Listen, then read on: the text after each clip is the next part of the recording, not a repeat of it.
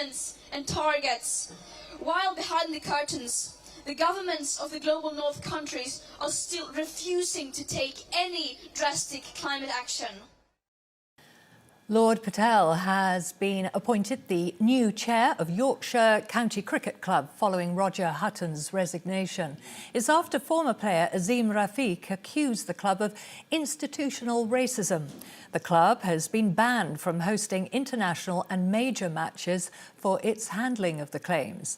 2 other board members have also resigned. A spokesperson for Yorkshire confirmed to news agency PA that they are investigating new allegations from an unnamed player who claims that he was racially abused at the club. Anti-government demonstrators have taken part in the Million Mask March in central London. Protesters say set fire to an effigy of the Prime Minister Boris Johnson and set off fireworks in Parliament Square. The group say that they're fighting government corruption and lockdown restrictions. The march is a worldwide annual protest held on Bonfire Night, inspired by the film V for Vendetta. Labour and the Lib Dems will fight the upcoming North Shropshire by-election after Tory MP Owen Paterson resigned. Mr Paterson faced a 30-day Commons ban for breaching lobbying rules, but the government voted to block it before a U-turn was made.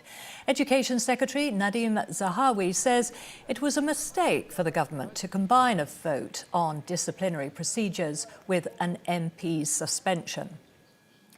The European Commission Vice President says he's disappointed by the UK's efforts to reach an agreement on the Northern Ireland Protocol. Maros Sefcovic announced EU proposals to cut customs-related red tape by half. But he claims after a third round of talks with Britain's Brexit Minister Lord Frost, they are no closer to an agreement. Talks will continue in London next week. We have seen no move at all from the UK side. I find this disappointing, and once again I urge the UK government to engage with us sincerely.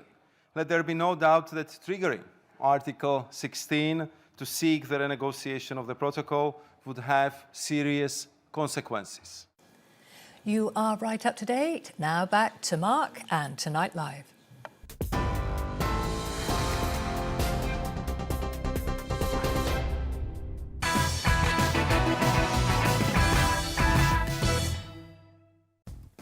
It's Friday, November the 5th, and I can guarantee you fireworks this evening. My big question guest is one of the biggest names in the world of boxing, having managed Lennox Lewis to the undisputed heavyweight championship of the world. Kellie Maloney transitioned from being Frank in 2004, and she tells me her incredible story at 10 o'clock. So get your questions in right now. We'll talk celebrity Big Brother, trans rights and boxing. And let me tell you, she won't be pulling her punches.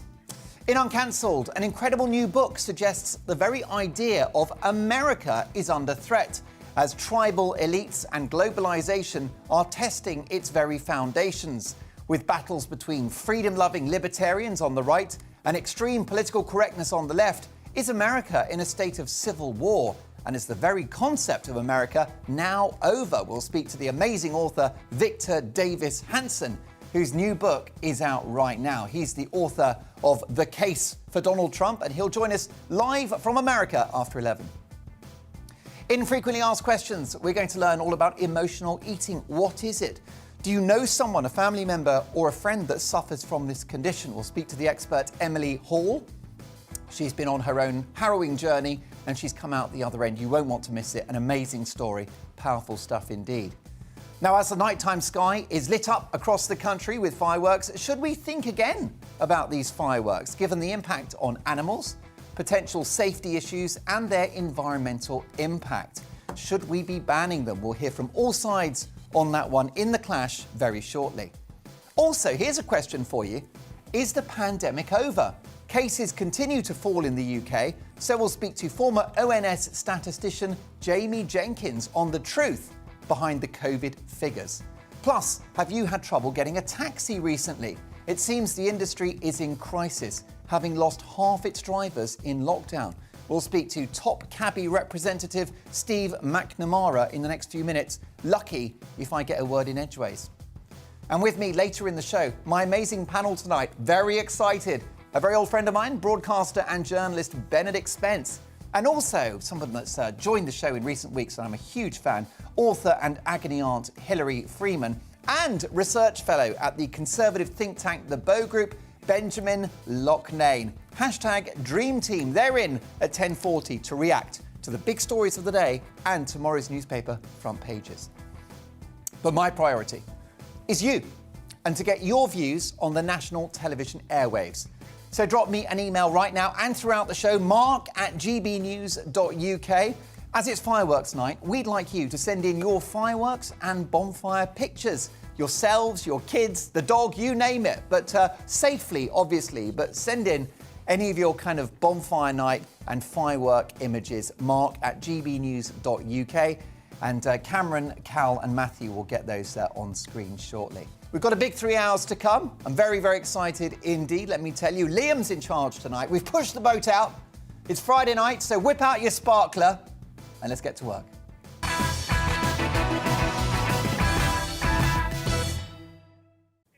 I better say Marina's directing, otherwise I'll get in big trouble.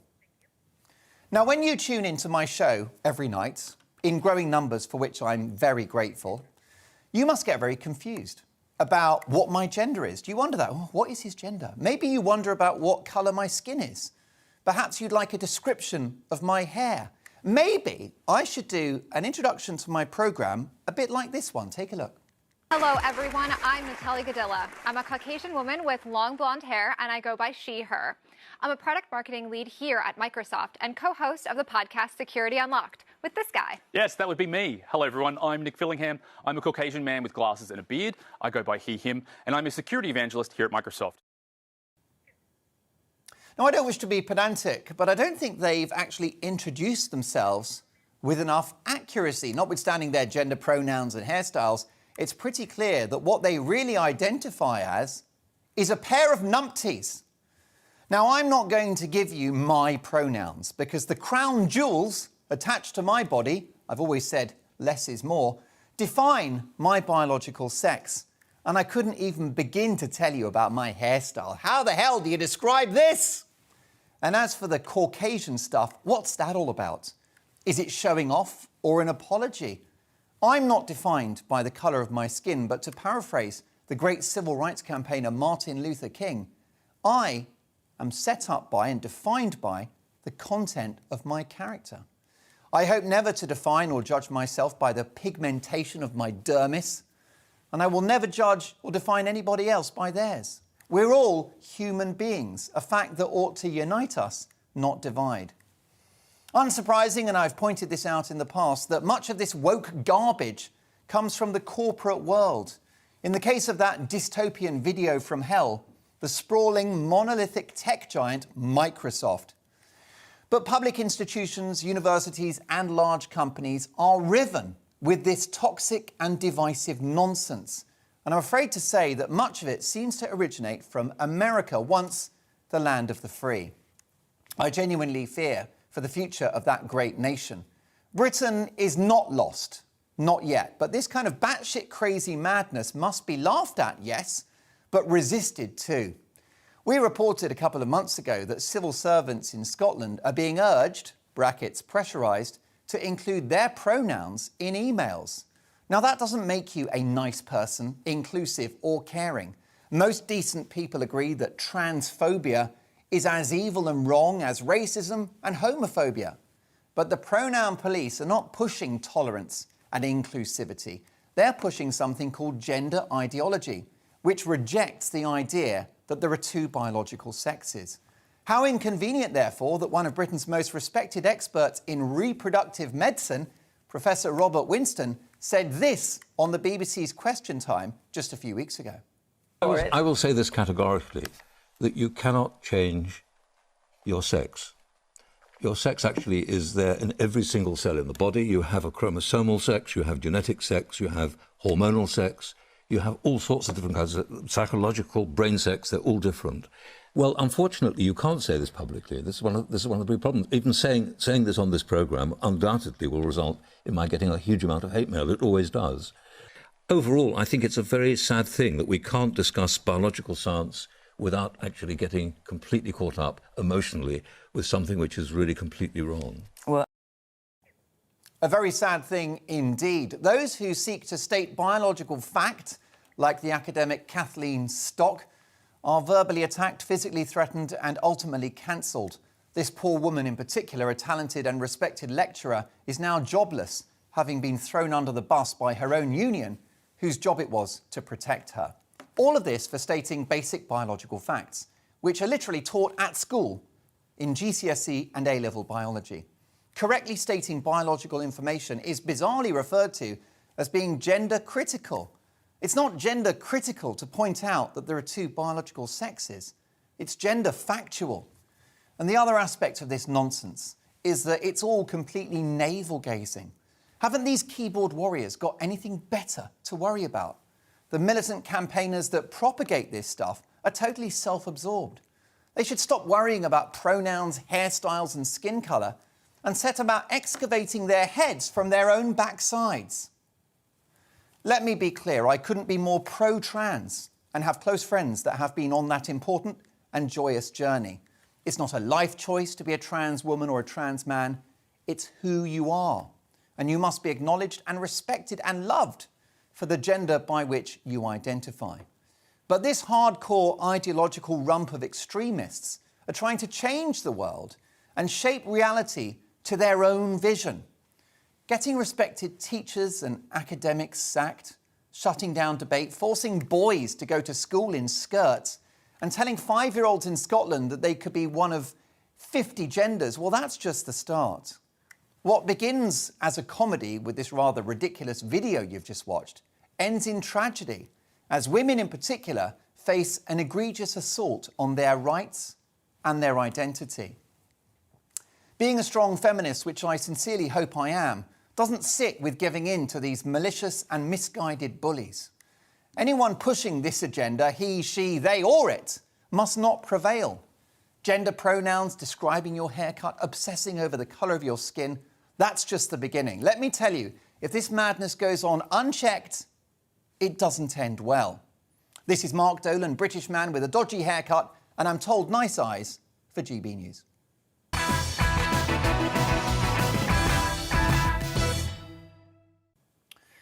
Big story, thanks to Liam for setting this one up. Have you struggled to get a cab recently? Well, that may be because the industry is in crisis. More than half of the UK's cabbies have quit since the start of the COVID pandemic, sparking a shortage worse than the HGV driver crisis. Well, to give an insight into what's happening in the industry, I'm delighted to welcome the General Secretary of the Licensed Taxi Drivers Association, Steve McNamara. Hello, Steve. Good evening, Mark. Good evening, Steve. Are you a taxi driver as well? Yeah, I've got a cab licence and I drove a cab for 25 years full time. Amazing. Fantastic expertise you and your colleagues have. Steve, is that statistic true that half of the drivers have been lost now? It varies around the country. It really is enormously different in different parts of the country.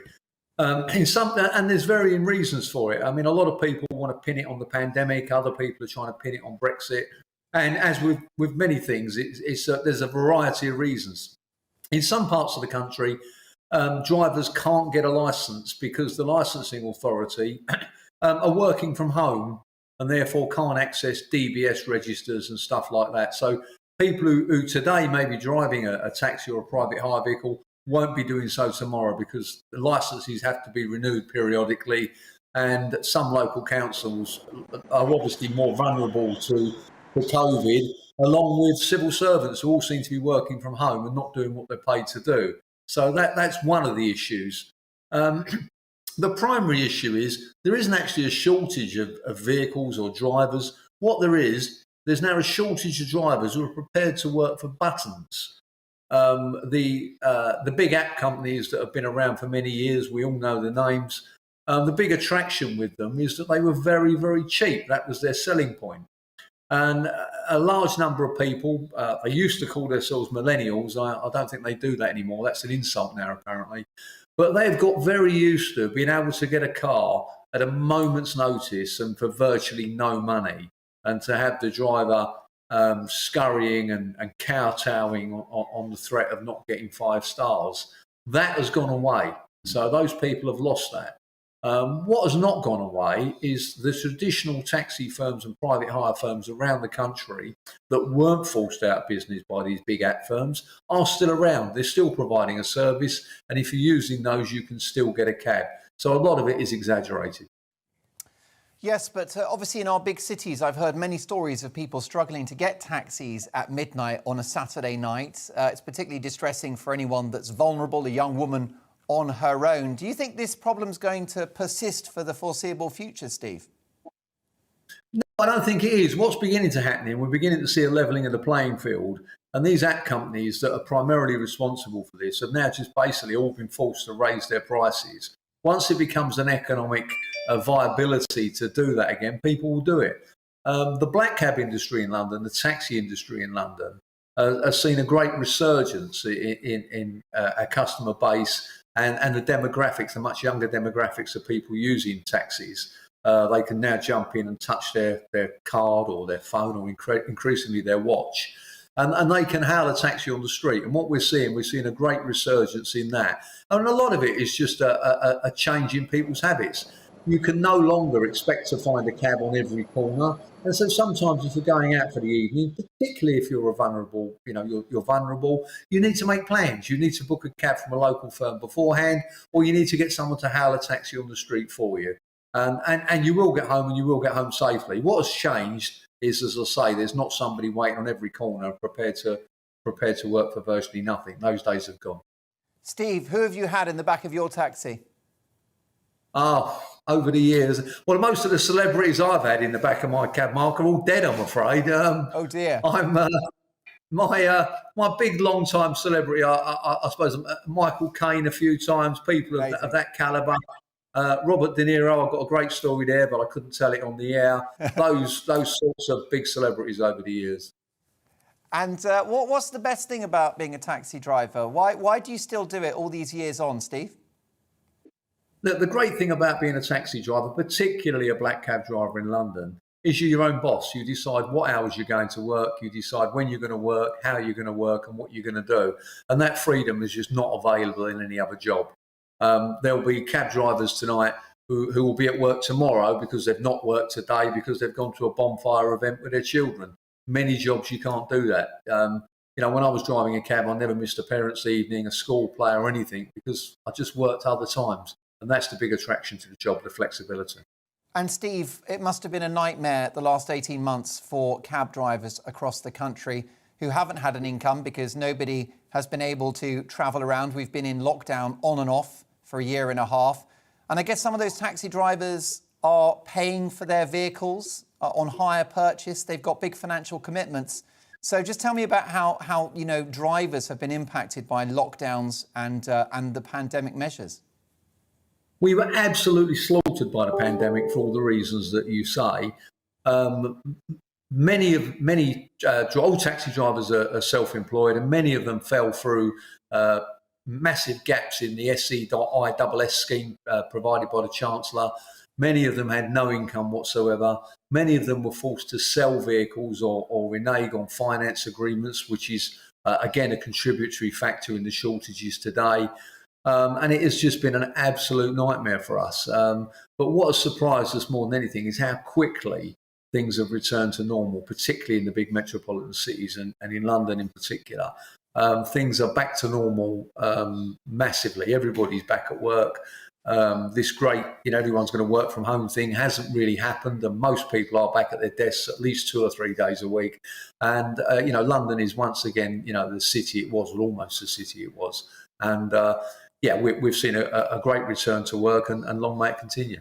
Well, the taxis in London, Manchester, Edinburgh really are world class. And, I salute you and all of your colleagues in the industry. It's a tough job. It's long hours, and it's been a really, really difficult year and a half. And we wish you well recovering. The bottom line, Steve, is that busy taxis means a busy economy.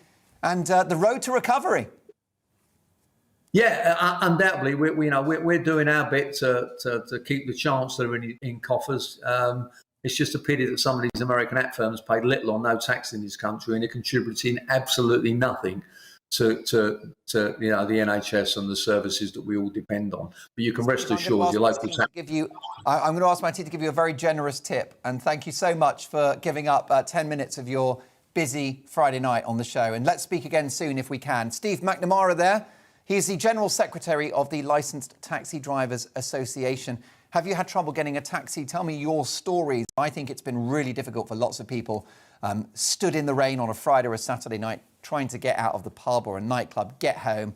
A lot of what seems to be happening is that people book a taxi via an app and it's 5 minutes away and then it cancels the journey and they're back to square one. So what's been your experience, and are you a taxi driver that's been through a nightmare in the last few months? So lots to come. After this, should we ban fireworks? I'll see you in 2.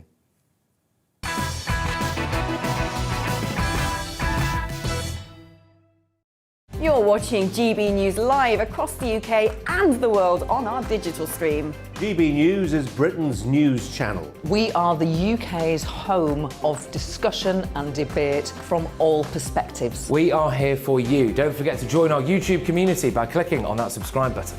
And if you want the GB News app, you can click and catch up on programmes anytime. We love to hear from you, so email us. gbviews@gbnews.uk. Thanks for being part of the GB News family. My name is Andrew Doyle. Join me every Sunday evening at 7 p.m. for Free Speech Nation. This is a show where we address current affairs and news stories of the week with the help of 2 wonderful comedian panellists. I brought in comics because I want to give it a lighter edge, and also they work for less. See you there.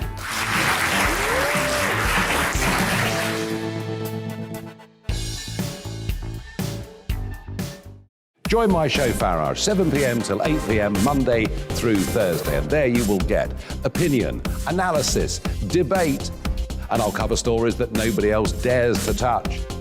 And then for the last 15 minutes, talking pints. We're over a drink. We have a civilised conversation with someone. We very often disagree, but we do it in a grown-up way. Come and join me on Farage.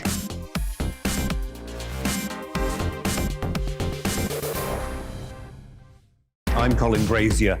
I've reported from more than 70 countries around the world, covered wars from Afghanistan to Iraq, from Lebanon to the Balkans. I'm trying to bring that experience, that feel for events, to the studio. And something else, I'm ready to give an opinion. Today's stories with a spark.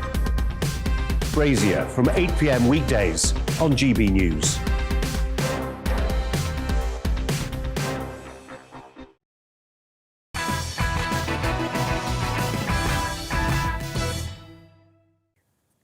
Well, lots to get through in the next 2.5 hours. I'm really excited. My panel will be joining me at 10:40 with their first reaction to the big stories of the day. And at 10 o'clock, my big question guest is Kellie Maloney. She transitioned from being Frank Maloney, of course, a legendary boxing manager and promoter. She'll tell me her amazing story. She's been in the Big Brother house, Celebrity Mastermind, many other TV hits as well. So a really interesting life story coming up in the next few minutes. After 11, we'll talk about the future of America. The author of The Case for Trump now thinks America is imploding into itself. So we'll talk about that very shortly. But it's time now for The Clash, in which we tackle one of the big topics of the day from opposing points of view.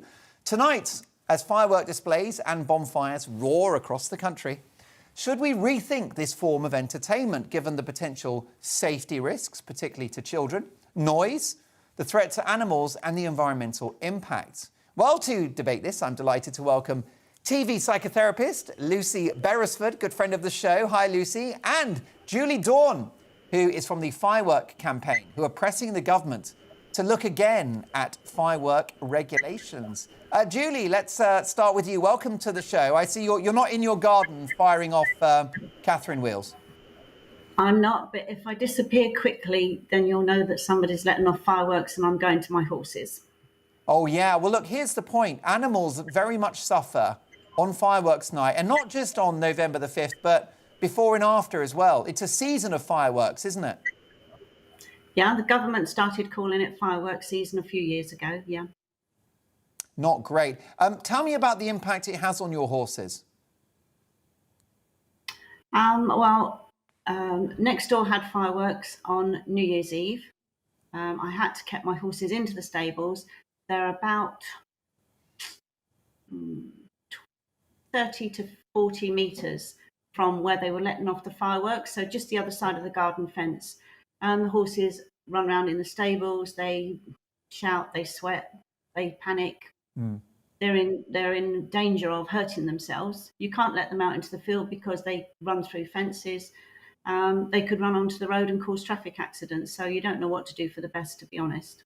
Well, the life of every animal is equal, and I know it might sound trivial by comparison, Julie, but I lost a guinea pig when I was a child on fireworks night, and really, you know, whether it's dogs, cats or horses, most of them don't like it. They don't like it, do they, Julie? Yeah, we had somebody had lost a whole aviary full of birds one firework night. Really? How many birds would that have been, Julie? I couldn't tell you. Perhaps 30. I don't know. You potentially lost 30 birds on fireworks night. Not me, no, not me personally. Somebody someone contacted us at the group. And are there other thoughts of it? I mean, what do you want to see? Do you want a change in the rules or do you want them banned? Personally, I would like to see them banned completely, but that's a personal view. From the group's perspective, from our campaign perspective, we would like to see a change in the law so that the people at the far end of the firework chain, as it were, not the sellers, perhaps, not the buyers, but the people who are impacted by fireworks, they need to be protected more. At the moment, the government said that there's robust laws. There is no robust law that protects me and my horses. There's no robust law. Yeah, sorry to interrupt you, Julie. Lucy, what's your view on this? Well, I absolutely adore fireworks and would be incredibly sad to see them banned. There have been supermarkets this year who have decided not to stock, particularly the fireworks that would be used maybe for home use, one might say, in ordinary gardens as opposed to big commercial displays. But there was quite a good website that I found recently called Dogs for Good. And whilst I appreciate dogs are not horses, I'm sure there are different things that could happen for horses. But this gave a really wide-ranging set of suggestions of what you could do to help you if you've got pets in your home who are going to be affected by the very loud and often very intense bangs that take place during firework night. And obviously, of course, it doesn't actually just happen on bonfire night. Okay, so I am completely surrounded at the moment by fireworks going off, but the same thing's going to happen tomorrow and on Sunday. And yeah, New Year's Eve, other big celebrations. I don't think you're allowed to have a wedding now unless you have a really big firework display. That seems to be the big thing at the moment. But I'm very nervous about just banning things outright, particularly things that give so much visual pleasure. They're very magical things to watch. They're very delightful things to see, and also quite ephemeral as well, because obviously they don't last very long. There's something quite powerful about seeing something that you will only see once. And really? Overall, it would be, for me, it would be about taking mitigating action to try to protect not just animals, but also small children who get very stressed. People who don't, like loud bangs at all, often get quite stressed by the whole experience. But there are still things that you can do, particularly around bonfire night, because at least you know that that's when it's going to happen. It's a date in the diary every year. Julie? That's exactly right. On bonfire night, you can do that. Even the weekend before, the weekend after, you can take action. You can drug your pets, because that's what it comes to a lot of the time. I can go and stand outside in the freezing cold half the night with the horses in case they injure themselves. People can, like people with PTSD, for instance. I know a soldier that has to wear headphones, and he'll put them on at like 3 o'clock in the afternoon to make sure that he doesn't hear any of the fireworks, and he can do that. But he can't do that from October the 15th until the middle of January every day, 3 o'clock, put the headphones on, don't take them off until 12 o'clock, because then you're more or less sure that you'll be safe. People can't do that. You've got to have advance notice. Julie, do you have to drug your horses on fireworks night? I will do on New Year's Eve. Yeah, I will do on New Year's Eve. And is that an injection or a pill? What do you? I'm sure a vet's involved. No. But what do they receive? I'll get tubes of sedative from the vet. Yeah. I mean, that's a hell of a price. I'm not alone in this. I'm not alone in this. Millions of people. The vets make a fortune out of this. So are you telling me, Julie, that dogs, cats, and other creatures are being sedated by the owners up and down the country? Yeah. My goodness, I've never heard of this. Lucy has a very different approach. They are suggesting there are room diffusers, apparently, that give off fragrances that mimic the pheromones that a mother dog kind of secretes when it's lactating. And they reckon that this, actually just having this in your room, can really lower the emotional temperature for your dogs. And also they think it might work for cats as well. And that doesn't involve anything being put into the dog at all. I work obviously in mental health. I've worked with many people with PTSD, and they too have spoken about how difficult bonfire night is. But I've never come across someone who actually wants fireworks to be banned or regulated, because as they would argue, I need to take mitigating action to make sure that I'm not affected by this sound. And in fact, one of the people that I was working with said, I kind of have to do that when there's an almighty thunderstorm as well. And no one is going to go to God and say, please, can you stop those thunderstorms?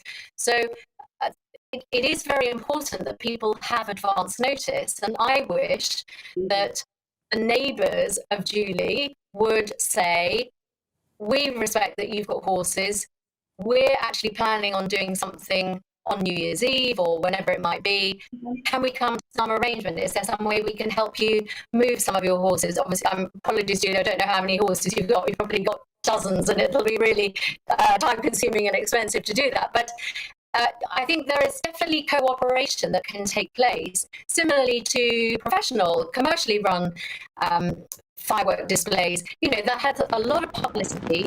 Anybody who, cue the fireworks, thanks Mark, anybody who lives in the vicinity will know, okay, this is what's going to be happening in my area. Maybe I need to go away for the weekend, or maybe I need to take my dog for a very long walk, you know, a very long way away, so that we don't get affected. But I think to ban it outright, whether it's on the issues of climate change, whether it's on issues of the danger of it.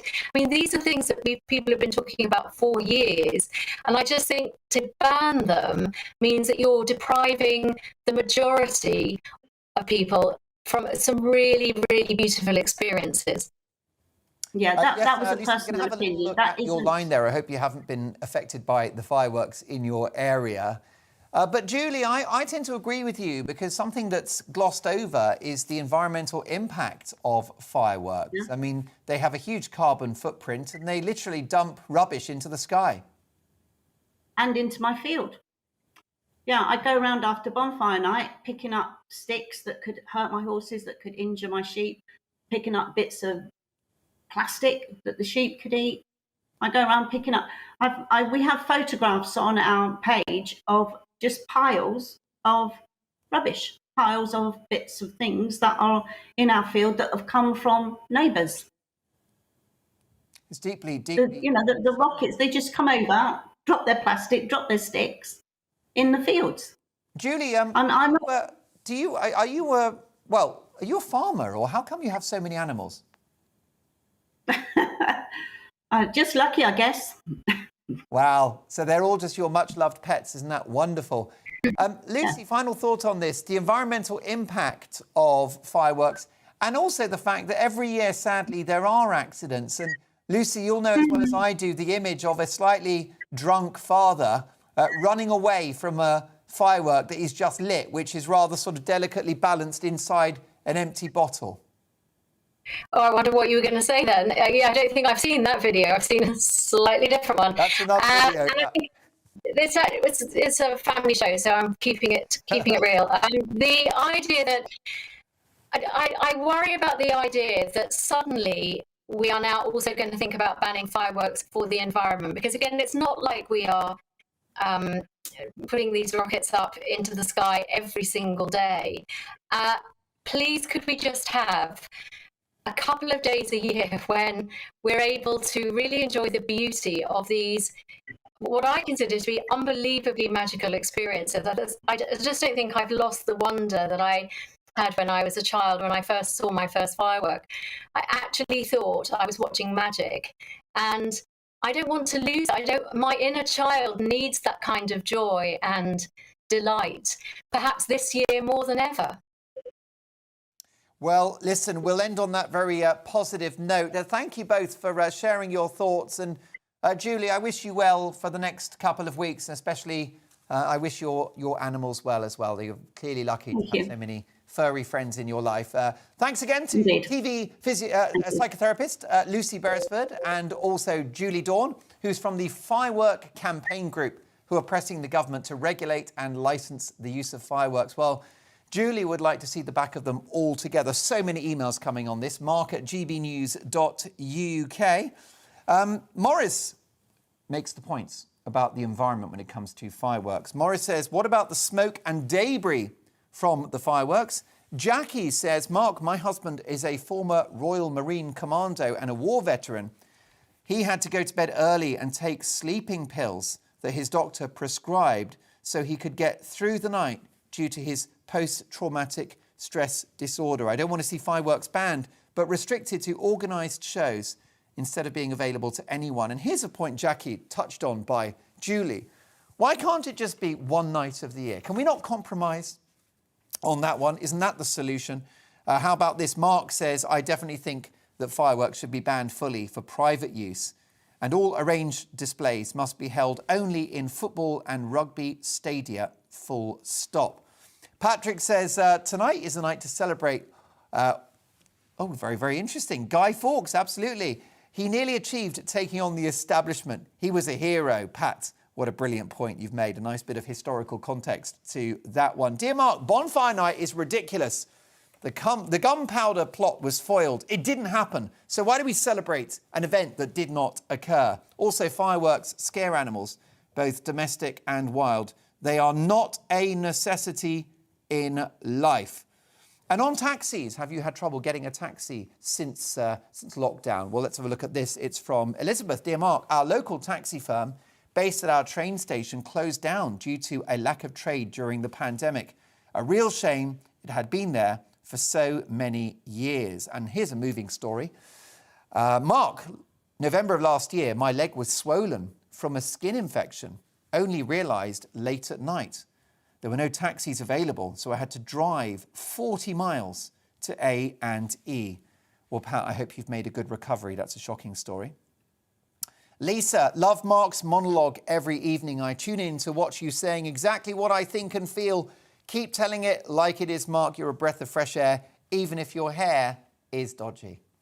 Listen, guilty as charged, Lisa. I've given up the fight. How about this from John? Mark, you're a genius. What an opening gambit. John Fawkes, not Guy Fawkes. Well, actually, John Horton Fawkes, but almost my day. There you go. And positive words there from John Horton Fawkes. Not quite Guy Fawkes, but a viewer who shares the surname with that legend who's being celebrated today. Do keep those emails coming. mark@gbnews.uk. Is the pandemic over? That is my question to our next guest. He is formerly of the Office for National Statistics, an expert on health numbers. Jamie Jenkins is up next. And don't forget to get your questions in to the legendary boxing promoter, Kellie Maloney. You know Kellie, Big Brother, of course, legendary boxing promoter, and she transitioned from being Frank all those years ago. She'll tell us her amazing story. She's live at 10. So get your questions in, mark@gbnews.uk. And don't forget that as long as it's safe, then why don't you send me a snap of your fireworks night? Family members, kids, the dog, you name it. or even just some fireworks in the sky, as long as it's your own work. Do keep them coming. We'll get to those later. And by the way, before the end of the show, the team have been hard at work creating another Great British Game Show. That's right, brand new item in the show before the end of the programme, 11:40. We play a game based around a story of the day, and I want you to play along at home. It's celebrity lookalikes. You won't want to miss it. So lots more to come. See you in 2.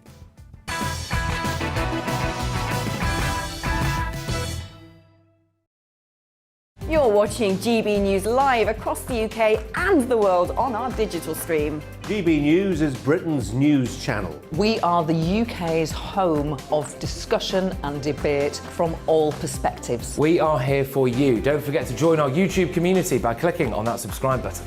And if you want the GB News app, you can click and catch up on programmes anytime. We love to hear from you, so email us. gbviews@gbnews.uk. Thanks for being part of the GB News family. My name is Andrew Doyle. Join me every Sunday evening at 7 p.m. for Free Speech Nation. This is a show where we address current affairs and news stories of the week with the help of 2 wonderful comedian panellists. I brought in comics because I want to give it a lighter edge, and also they work for less. See you there.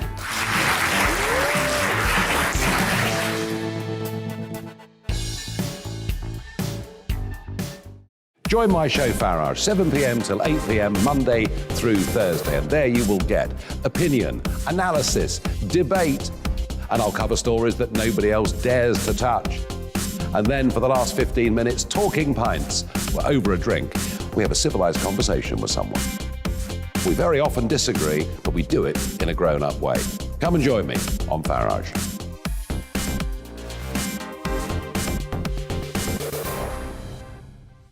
I'm Colin Brazier. I've reported from more than 70 countries around the world, covered wars from Afghanistan to Iraq, from Lebanon to the Balkans. I'm trying to bring that experience, that feel for events, to the studio. And something else, I'm ready to give an opinion. Today's stories with a spark. Brazier from 8 p.m. weekdays on GB News.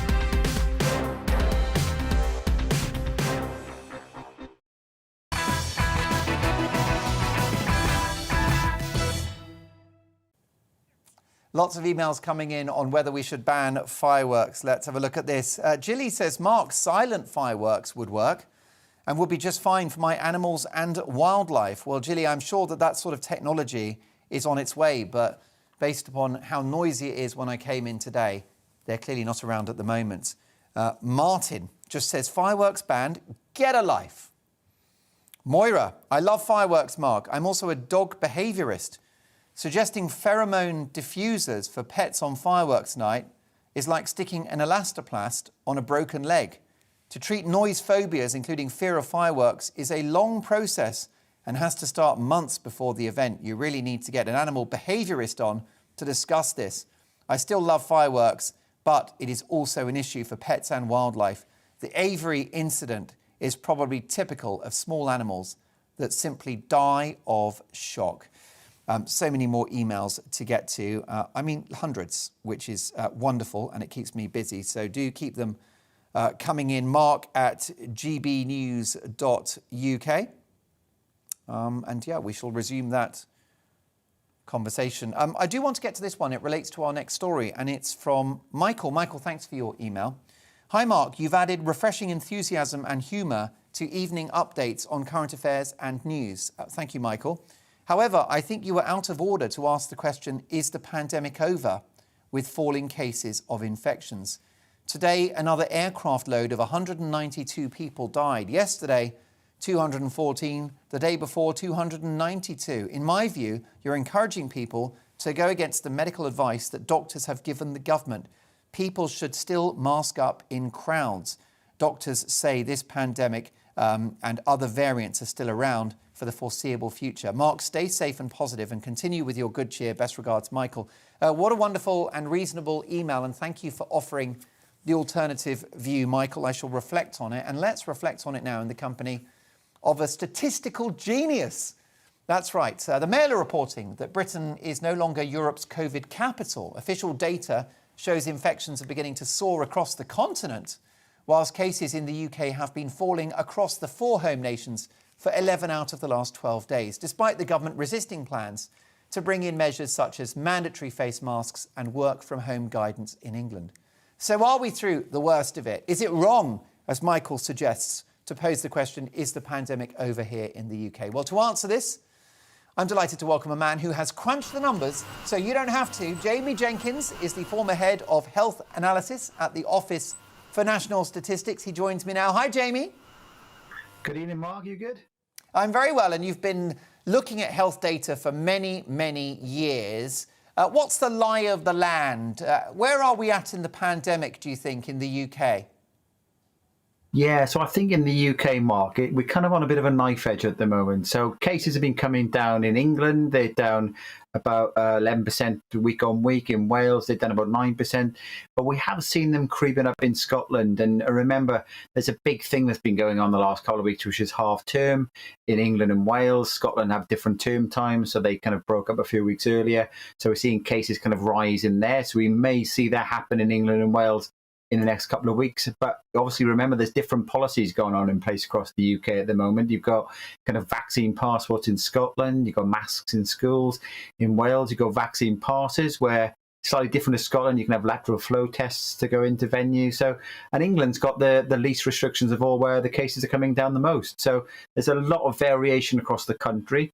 We've seen some kind of cases spike in the southwest of England in recent weeks, and that's in part to do with an issue they had with some testing lab, where people who were testing positive were given kind of negative results, and they made a kind of mix around and spread the virus. But in terms of is the pandemic over, we are seeing, Mark, that a slight increase now in the last few weeks in the number of deaths per day. There's always a time lag between cases coming down. So the cases we've seen coming down the last few weeks in England and other countries as well, that will start bleeding into the death statistics in the next couple of kind of weeks.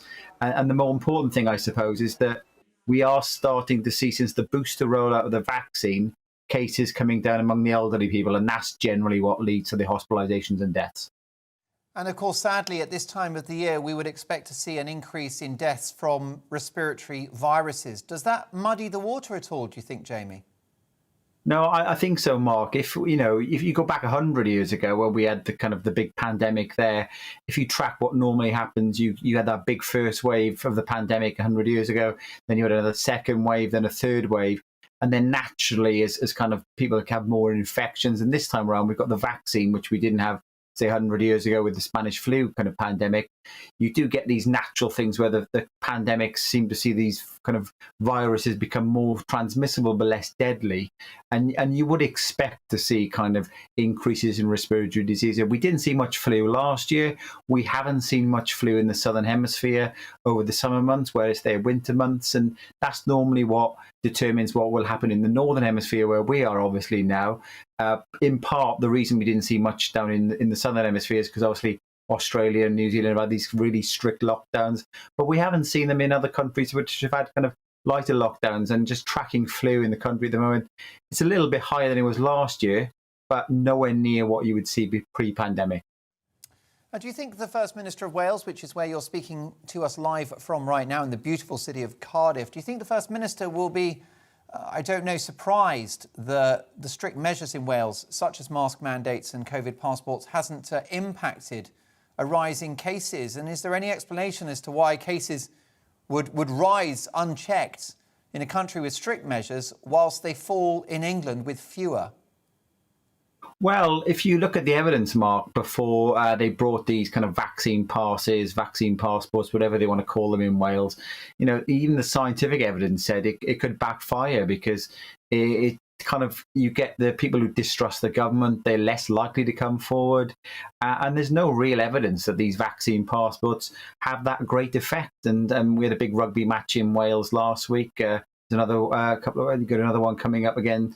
Now, these things, there's very little evidence to support these. The virus itself, Mark, is it's going to go around. We've had lockdowns over the last year, and lockdowns themselves all they do is pause the virus. Now, you introduced in kind of the session just now the soaring rates in Europe, and we're starting to see kind of Belgium, in Holland and Germany, COVID rates going up and deaths going up. In Central Europe, they're rocketed. And if you go even further across the likes of Russia, that kind of they're at record levels. You think back to what we had last winter, well, they're even worse in Russia at the moment now than what they had last winter. So I think the UK may be benefiting from the fact at the moment that we've had such high rates in the past, and we're benefiting from some kind of the pre-COVID infections that have gone around, because the vaccine can offer some protection, but we know, looking at the evidence now, Mark, that people who've had prior infections is just as effective as the vaccines. And ultimately, maybe some of the western side of Europe have had those third waves a bit earlier, and the eastern side of Europe is starting to get it now. Jamie, you came that close to saying herd immunity. Well, ultimately, Mark, that's going to be the thing that's going to drive the kind of the end of the virus altogether, because, you know, I think the end of the question is the pandemic over? Well, COVID is not over. COVID is never going to leave us. You know, COVID is here for the rest of eternity now. We're just going to have to be living with the virus, as Boris and, you know, the other first ministers have said, that we're going to have to start learning to live with the virus. I think, you know, you get it's a lot of politics at play, I think, as well, Mark. You can see if the fact that the Treasury run the furlough scheme, if that was devolved, I'm sure Scotland and Wales would probably go towards starting to get people to stop going to work again, but they obviously can't afford to do that because it's funded by the Treasury. So I think ultimately, you know, it's sad we are seeing rises in deaths.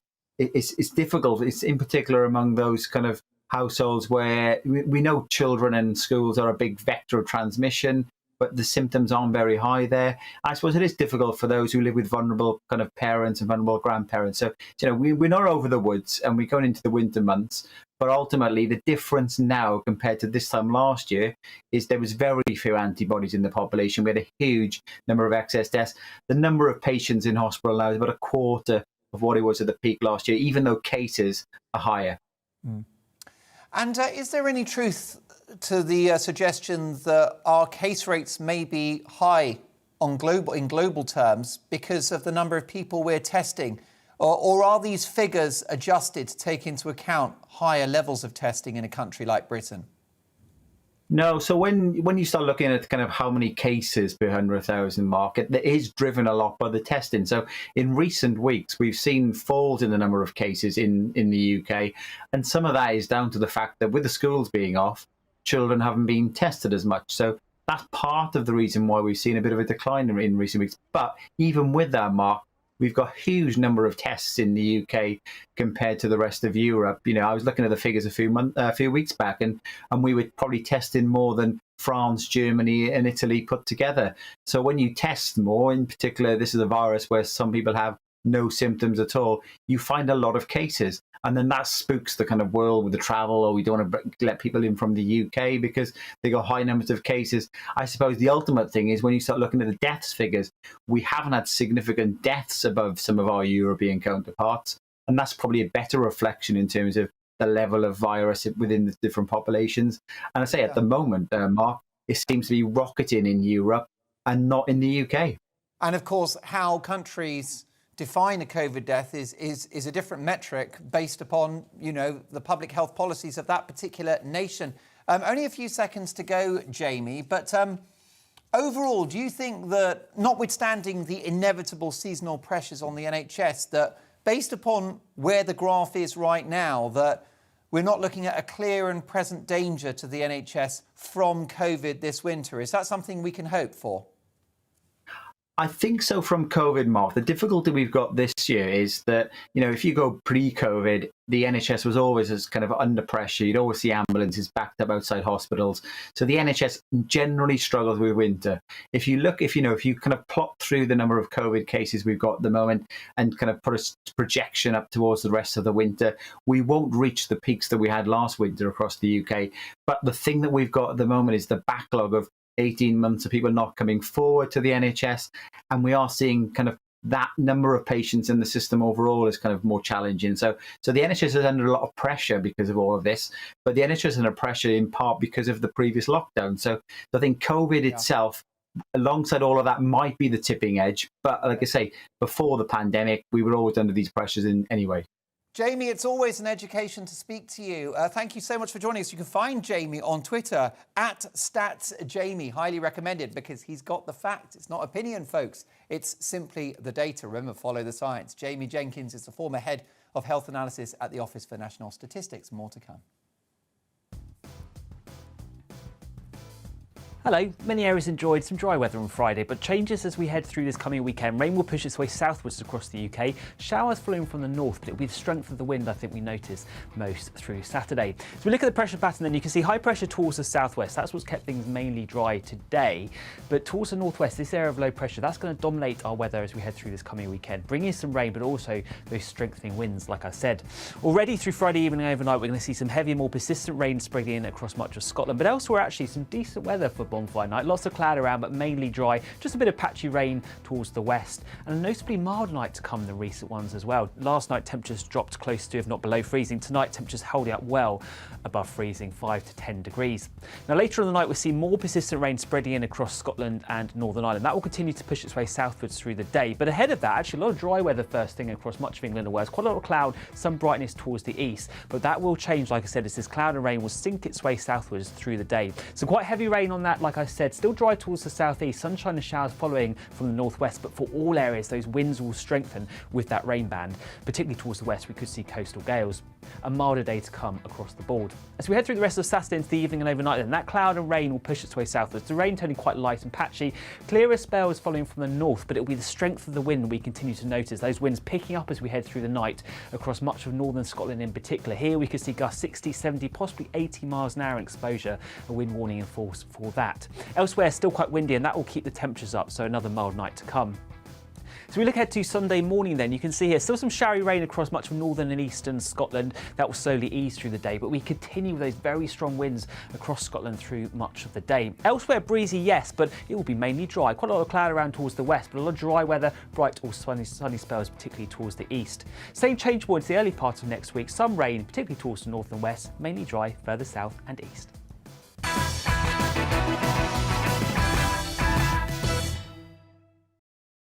You're watching GB News live across the UK and the world on our digital stream. GB News is Britain's news channel. We are the UK's home of discussion and debate from all perspectives. We are here for you. Don't forget to join our YouTube community by clicking on that subscribe button. And if you want the GB News app, you can click and catch up on programmes anytime. We love to hear from you, so email us. gbviews@gbnews.uk. Thanks for being part of the GB News family. My name is Andrew Doyle. Join me every Sunday evening at 7 p.m. for Free Speech Nation. This is a show where we address current affairs and news stories of the week with the help of two wonderful comedian panellists. I brought in comics because I want to give it a lighter edge, and also they work for less. See you there.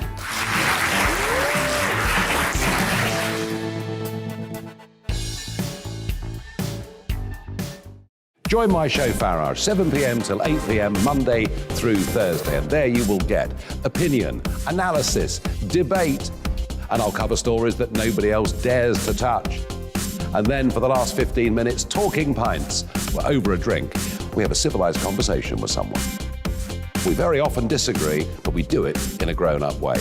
Come and join me on Farage.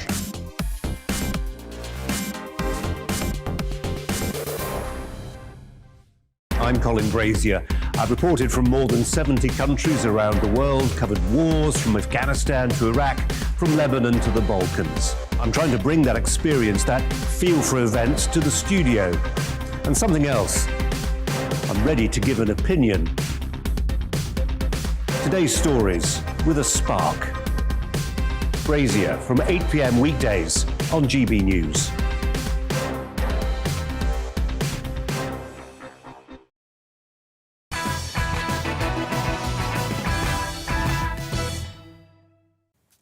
Coming up in 2 minutes in The Big Question, we are joined by the legendary boxing promoter Kellie Maloney. She's also a reality star, of course. But first, the news headlines with Karen.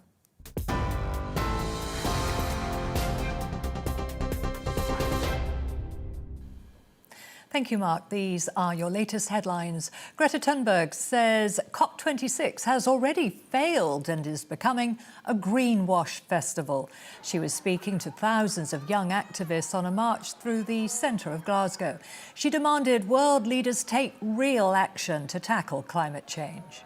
The COP has turned into a PR event where leaders are giving beautiful speeches and announcing fancy commitments and targets, while behind the curtains, the governments of the global north countries are still refusing to take any drastic climate action. Lord Patel has been appointed the new chair of Yorkshire County Cricket Club following Roger Hutton's resignation. It's after former player Azim Rafiq accused the club of institutional racism. The club has been banned from hosting international and major matches for its handling of the claims. 2 other board members have also resigned. A spokesperson for Yorkshire confirmed to news agency PA that they are investigating new allegations from an unnamed player who claims he was racially abused at the club. Anti-government demonstrators have taken part in the Million Mask March in central London. Protesters set fire to an effigy of the Prime Minister Boris Johnson and set off fireworks in Parliament Square. The group say that they are fighting government corruption and lockdown restrictions. The march is a worldwide annual protest held on Bonfire Night, inspired by the film V for Vendetta. Labour and the Lib Dems will fight the upcoming North Shropshire by-election after Tory MP Owen Paterson resigned. Mr Paterson faced a 30-day Commons ban for breaching lobbying rules, but the government voted to block it before a U-turn was made. Education Secretary Nadim Zahawi says it was a mistake for the government to combine a vote on disciplinary procedures with an MP's suspension. The European Commission Vice President says he's disappointed by the UK's efforts to reach an agreement on the Northern Ireland Protocol. Maros Sefcovic announced EU proposals to cut customs-related red tape by half, but he claims after a third round of talks with Britain's Brexit Minister Lord Frost, they are no closer to an agreement. Talks will continue in London next week. We have seen no move at all from the UK side. I found this disappointing, and once again, I urge the UK government to engage with us sincerely.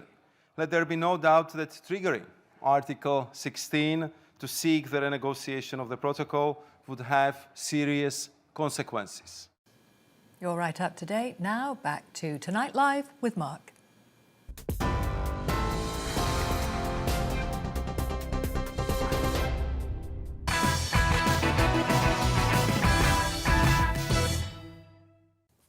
Is the pandemic over? Your emails are coming in thick and fast. Mark at gbnews.uk. Steve says, Mark, why haven't we been wearing face masks since the Spanish pandemic? Yet COVID is supposedly going to be with us forever and ever. James has emailed in. It's regarding my hair. Big topic of conversation. Your hair, James says, is great. Your hair's great. It's like mine. A messy, sophisticated look. As one hairdresser said to me, some people pay a lot of money to have hair your colour. James, thanks very much for the pep talk. Back to COVID. Mark, in my opinion, the pandemic is not over. It won't end until people change their behaviour. I believe it's important to keep each other safe, and if people are unwell, they should isolate. But when does it end? How many more vaccinations can the government roll out? If figures continue to lower, surely we should be allowed to go back to whatever normal is at last. We need to live with the virus. COVID will be here forever, but we can't be scared to live forever. That's existing, not living. Ash, thanks for that. I have to say I agree with every word, but if you disagree, do drop me a line, mark at gbnews.uk. Nick says, Mark, the COVID figures are all fudged and manipulated by the government. You're all fools to believe them.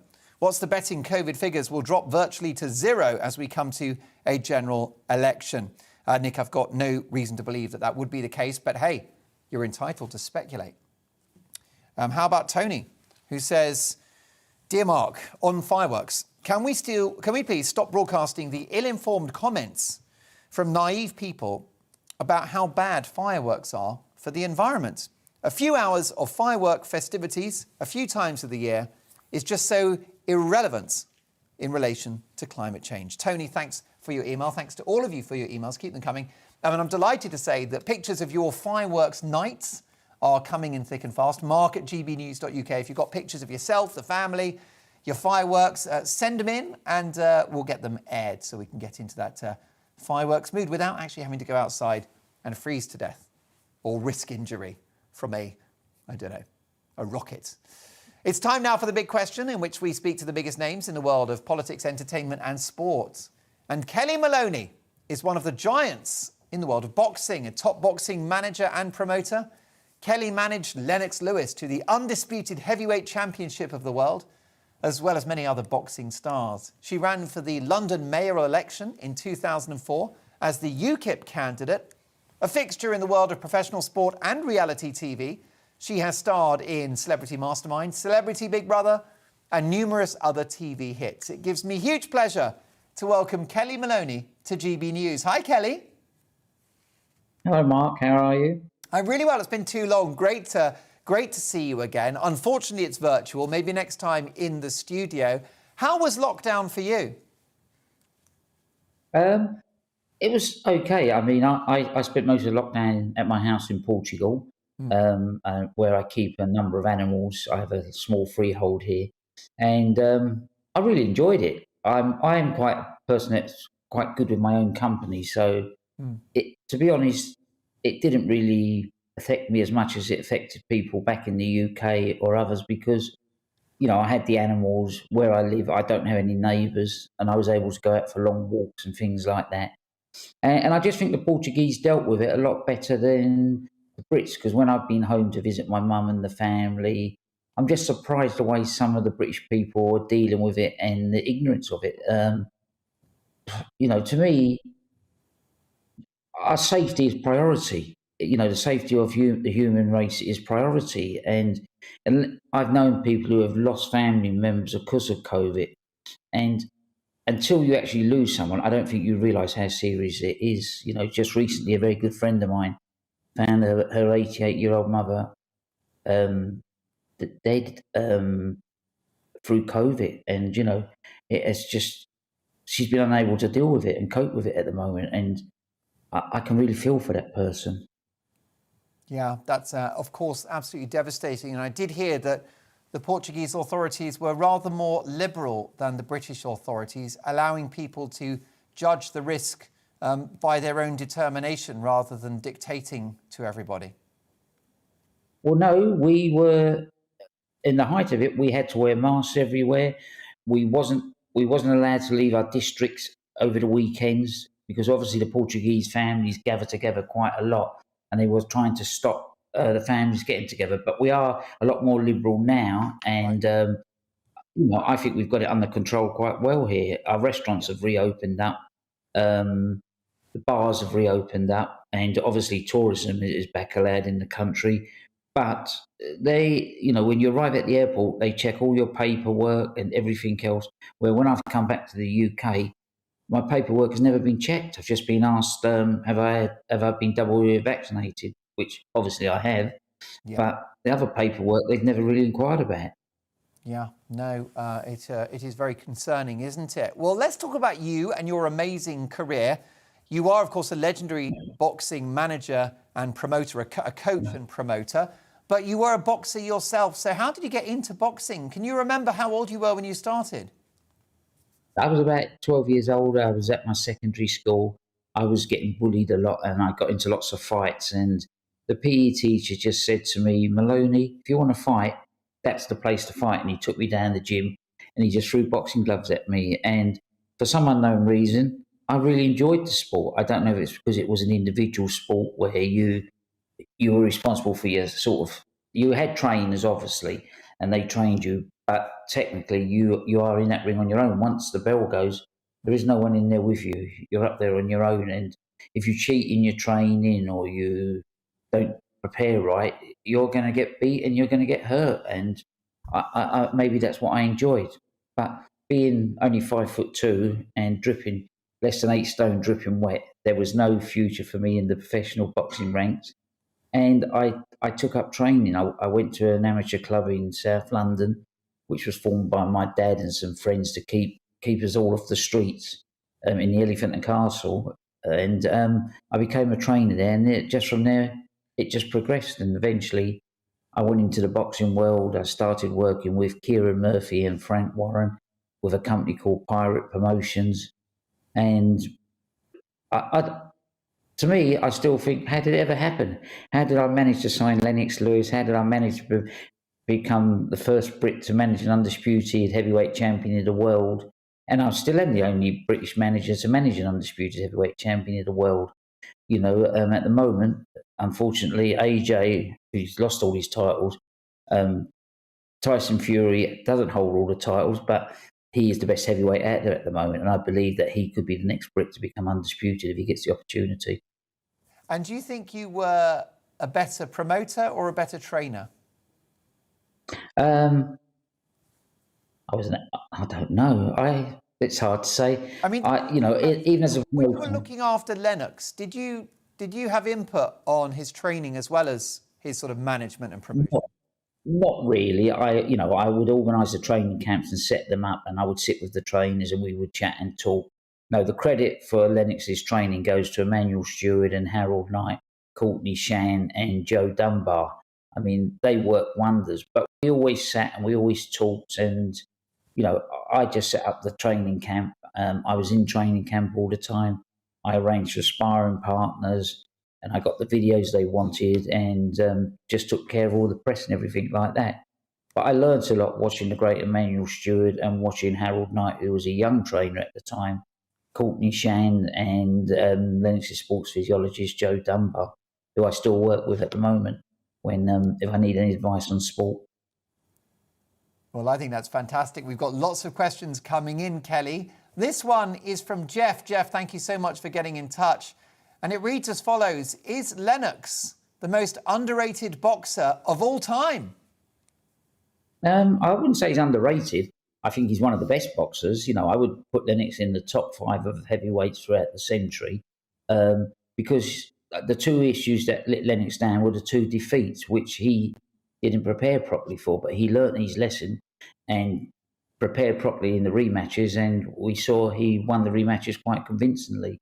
So I put Lennox in the top 5 of all-time heavyweights. How about this one from Stuart on email? And Stuart has contacted the programme mark@gbnews.uk. What is the greatest fight ringside for? What's the greatest fight you've been ringside? There's so many, and some might not believe they wasn't all Lennox Lewis. I managed and guided Paul Ingalls' career, the Yorkshire Hunter, to the IBF World Title fight, but he had a World Title fight with Prince Naseem Hamed in Manchester, promoted by Barry Hearns, and I think that was one of the best fights I'd ever been involved in.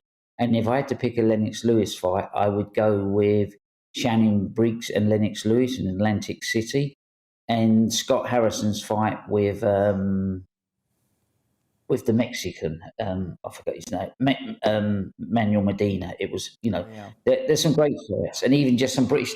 Jamie Moore and Matthew Macklin probably was one of the best British fights that I ever promoted. It was one of the, I actually watched it the other day on YouTube. I don't know why it popped up on social media, and I thought, how did them two ever fight like that? And what they gave, I was always taught, because I served an apprenticeship under the great Mickey Duff as well, and I was always taught that a champion will want to be carried out on his shield, which I'm not sure is the right attitude to have. But these two guys, they gave everything, and they both left the ring absolutely exhausted. Thankfully, Jamie Moore won the fight, but it went down as one of the best fights I'd ever been involved in a British ring. One of the great fights that you've had was the fight for your own identity, Kelly, and we've spoken on many occasions in the past. You were born Frank and you became known as Kelly, and you transitioned in 2014. Did you know from day one that you were a little girl, not a little boy? No, from about the age of 3, I knew I felt very different to my brothers. But obviously, being born to a working class Irish Catholic family and all boys, I was brought up in that environment, and I never wanted to feel different or be left out. So I became very competitive, probably very arrogant as I grew up and became a boxing promoter. Made quite a lot of mistakes. And it wasn't until I read a story about April Ashley, who is a very big icon in the trans community, and I actually think I owe my life to her. And I read this story. I was about 12, 13. It was in the Sunday People, and everything I read I could relate to. But I saw how the papers totally destroyed her. And that day I said to myself, I will never ever tell anyone how I feel or who I am. I will be Frank Maloney for the rest of my life. But, it never worked. I couldn't, because I attempted suicide a couple of times through depression, through other things. And eventually I had the courage to really look in the mirror and face my true self and fully transition to the person I am today, a much happier person, a much more contented person. And if I'm honest, I don't miss my previous life, but I will never deny my previous life, because I can run from my previous life, but I can't hide from it. So it's always going to be there.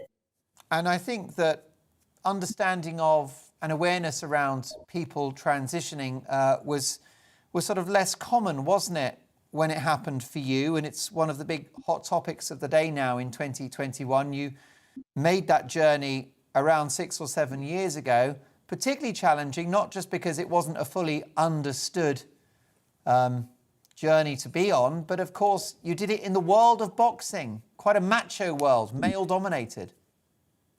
Well, I done it because I had to do it. People say to me I was brave. I wasn't brave. If I hadn't done it, I wouldn't be sitting here today chatting with you, Mark. And I've been interviewed by you a number of times on your radio station before you joined GBM, and I've always found you to be fair. I think there's a very big misunderstanding of the trans community, and there's a fear out there, and it's a fear on both sides. I feared how I would be received by the British public, how I would be received by everybody, my family, my friends, my career, and that's a big stop. And I know people fear some trans people; they don't understand it, and they have the right not to understand it, and they have the right not to want to accept it. But what they don't have the right to do is deny anybody's existence, because we are all human beings. Forget the labels, forget the letters of the alphabet. We are, first and last, all human beings, and we will all leave this world the same way, in that wooden box, no matter if I'm a trans woman, a trans man, non-binary, heterosexual. We're all going in that. We're not all going in the box together, but we're all going in the same box, and we will all leave this world the same way.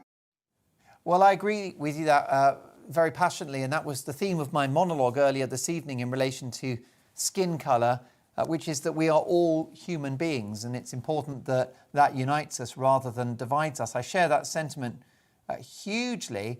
And are you still on good terms with your children since that big change? And what about Tracy, the lady you were married to when it all happened, if I may ask? We talk. My youngest daughter's on her way out to see me, because I am in the Algarve still at the moment. I come back in a couple of weeks back to the UK, but my young daughter's coming out tomorrow. I'll pick her up at the airport. My oldest daughter has moved to the Algarve and bought a business here.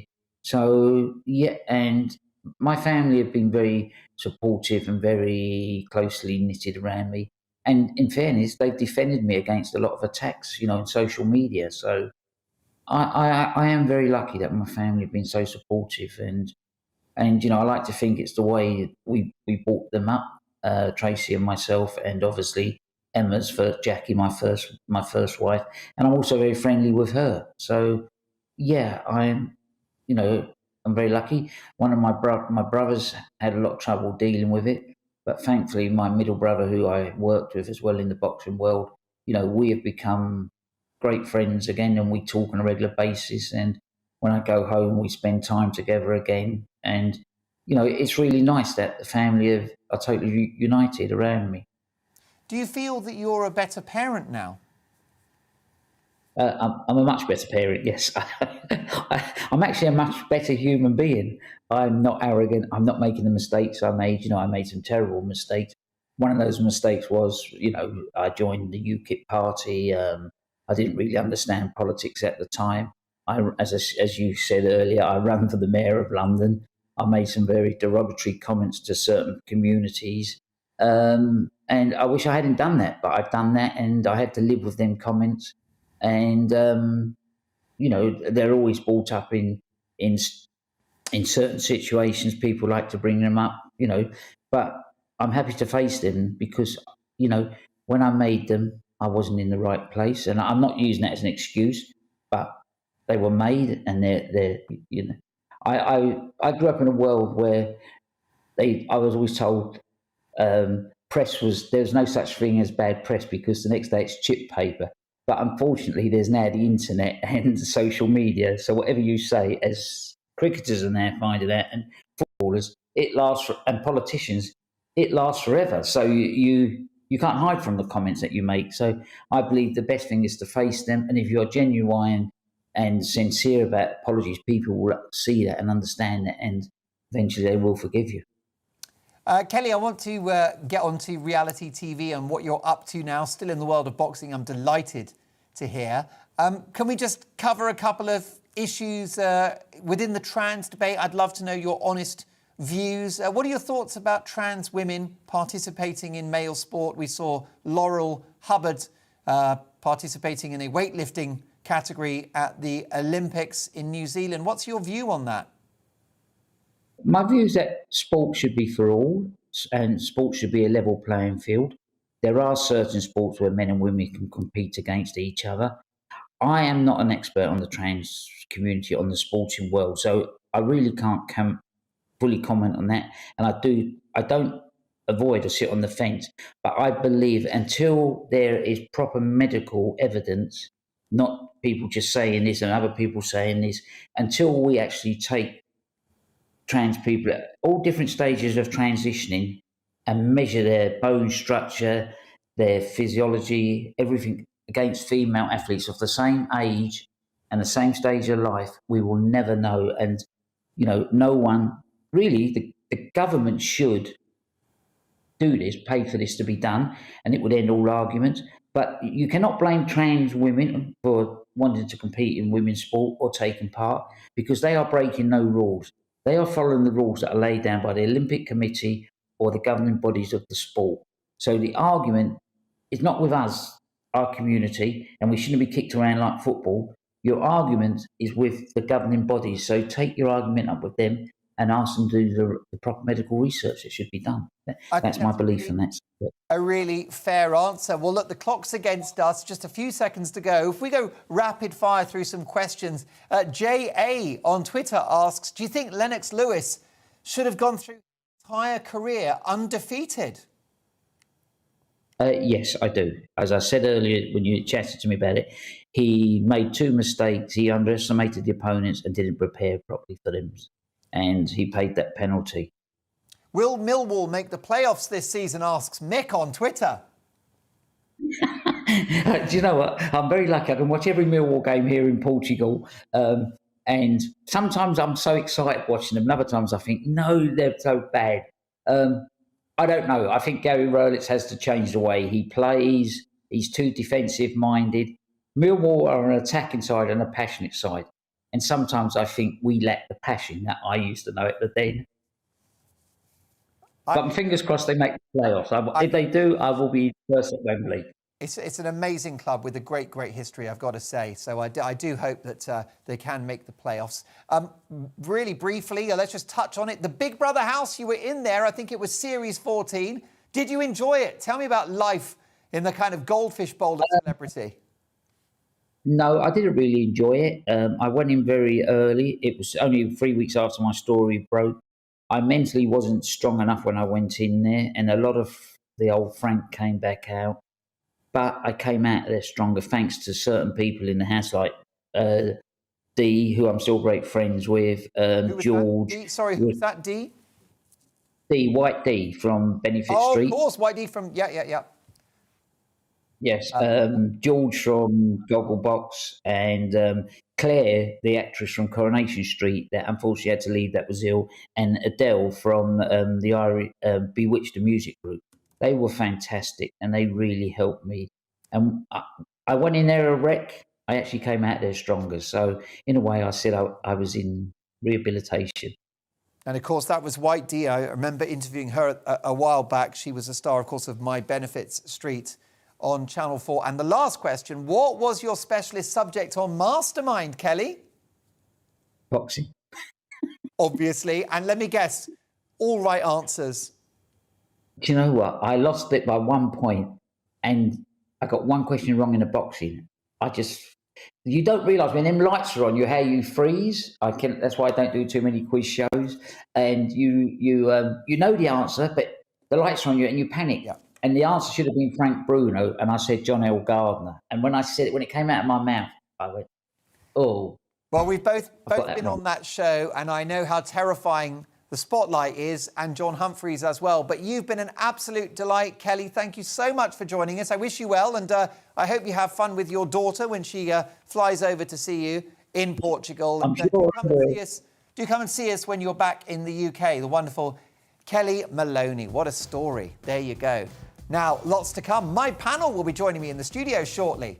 Benjamin Loughnane, Hilary Freeman and Benedict Spence. They'll be covering the big stories of the day. And we'll be asking, what is the point of going to university? If you are young now, or if you are young, is it actually justified? Enormous debts, woke students, what's the point? Let me know what you think about that. We'll discuss it with my panel. But after this, frequently asked questions, we're going to learn all about emotional eating. I'll see you in 2.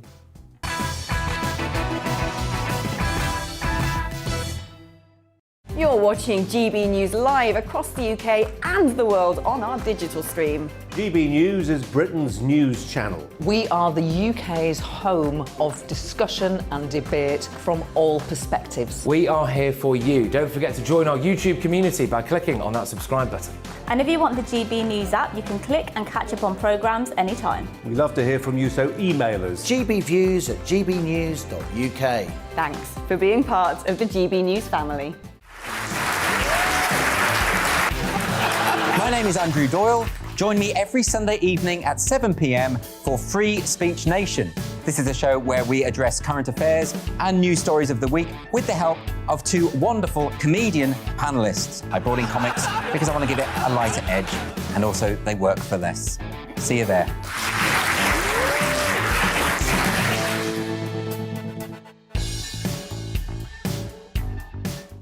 Join my show Farage, 7 p.m. till 8 p.m. Monday through Thursday. And there you will get opinion, analysis, debate, and I'll cover stories that nobody else dares to touch. And then for the last 15 minutes, talking pints. We're over a drink. We have a civilised conversation with someone. We very often disagree, but we do it in a grown-up way. Come and join me on Farage.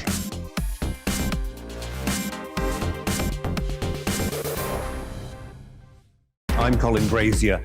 I've reported from more than 70 countries around the world, covered wars from Afghanistan to Iraq, from Lebanon to the Balkans. I'm trying to bring that experience, that feel for events, to the studio. And something else, I'm ready to give an opinion. Today's stories with a spark. Brazier from 8 p.m. weekdays on GB News.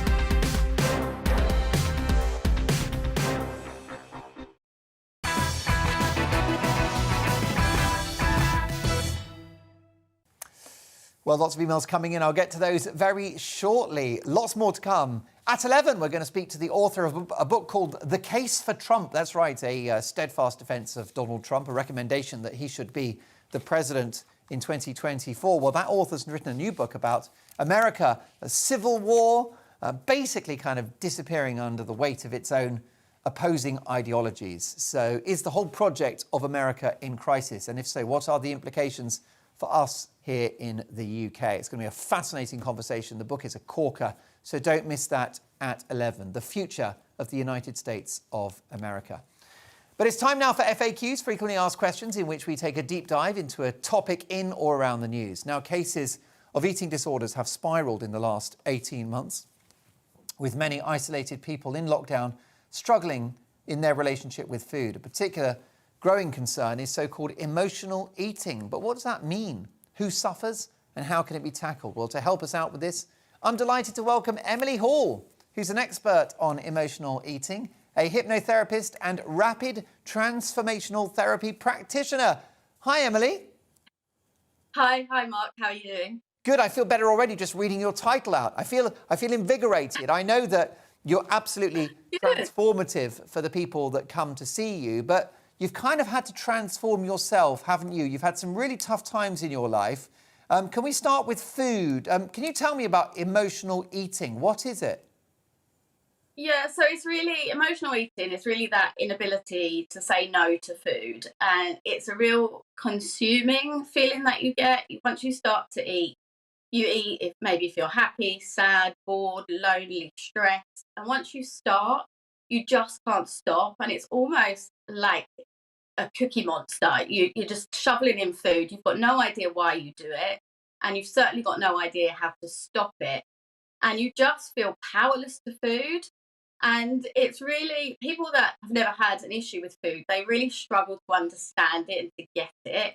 And you don't even understand it yourself. And so many people kind of say, well, you should just stop eating. But it's just not that simple.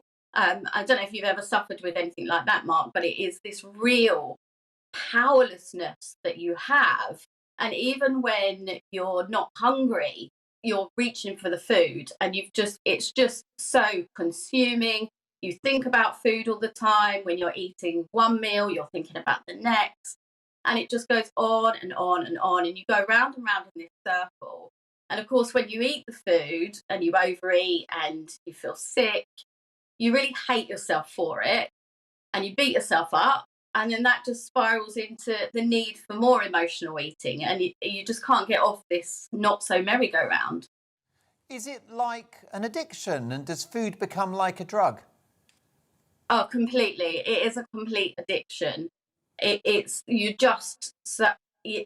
fill an emotional void partly, but most people that do it have no idea why they're doing it, and they don't realise that there is an emotional void, and it is so like a drug addiction. But people think because it's food, no one ever sees it in that same way. If they're a drug addict, you feel quite sorry for them. You think they need to go through rehab to get over that. But actually the reasons that drive emotional eating are pretty much the same reasons that drive alcohol addiction, drug addiction. And the thing is, Emily, we're all on a spectrum, aren't we? Because there can be a story like yours, which was very severe, and I'm so happy to hear that you've recovered, and congratulations on that. But most of us emotionally eat regularly or from time to time. It might be that when you open that packet of custard creams and you find that within 10 minutes, they're all gone. Yeah, there are levels of it. And, a lot of people during lockdown have contacted me about their emotional eating issue, but actually they haven't really got a deep-rooted issue. It's just that during lockdown, it's a bit boring. There's not a lot else to do. So eating became their thing. And actually, once lockdown and things started to open up again, they didn't need that food anymore. But it's people who are kind of at the other end. It's a real need for food, and it's about kind of understanding why you need that food and helping people overcome that. Well, yeah, I'll give my viewers the details of your fantastic service at the end of our chat.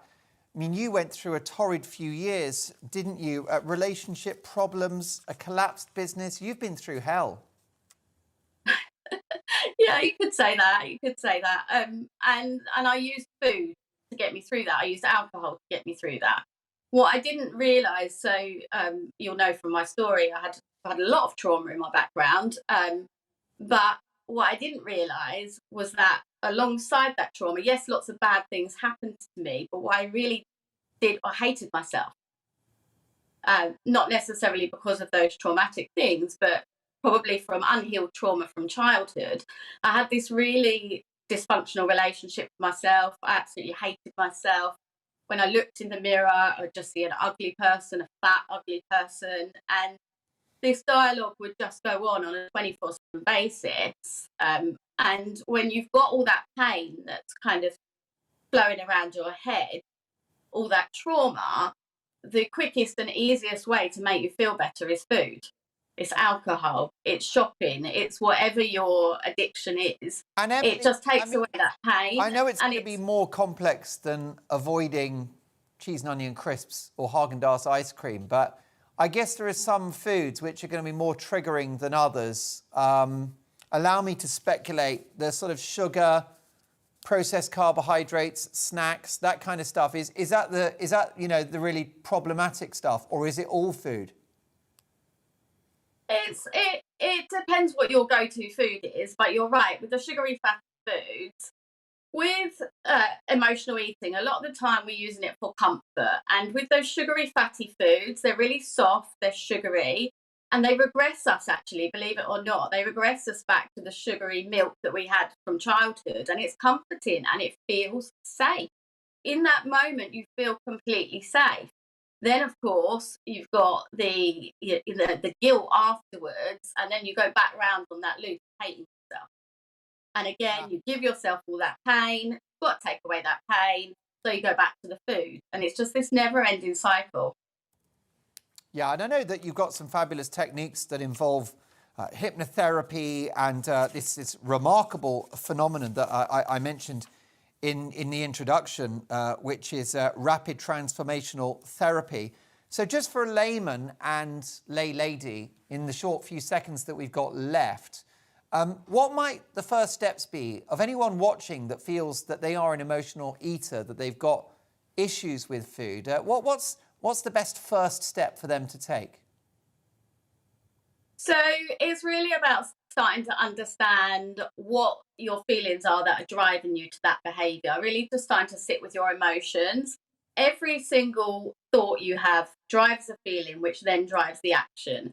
So if your thoughts about yourself is, very common ones are, I'm not good enough, I have no value, I'm unlovable. These are common ones that I see with clients. Your feelings are going to be, quite depressed, and that's what's triggering you to go to those foods. So it's really about taking those old beliefs that you've got about yourself and really starting to look for the evidence that says those beliefs aren't true, because they're not true. Who are the good enough police? I can tell you they don't exist, because I've looked for them for years and they just don't exist. But we create these beliefs about ourselves, and that's what kind of triggers us to go to the foods a lot of the time. You'll have some beliefs around food as well, which maybe be a bit more deep-rooted. And you've also got this hideous dialogue that goes on in your mind that reinforces all of those old beliefs.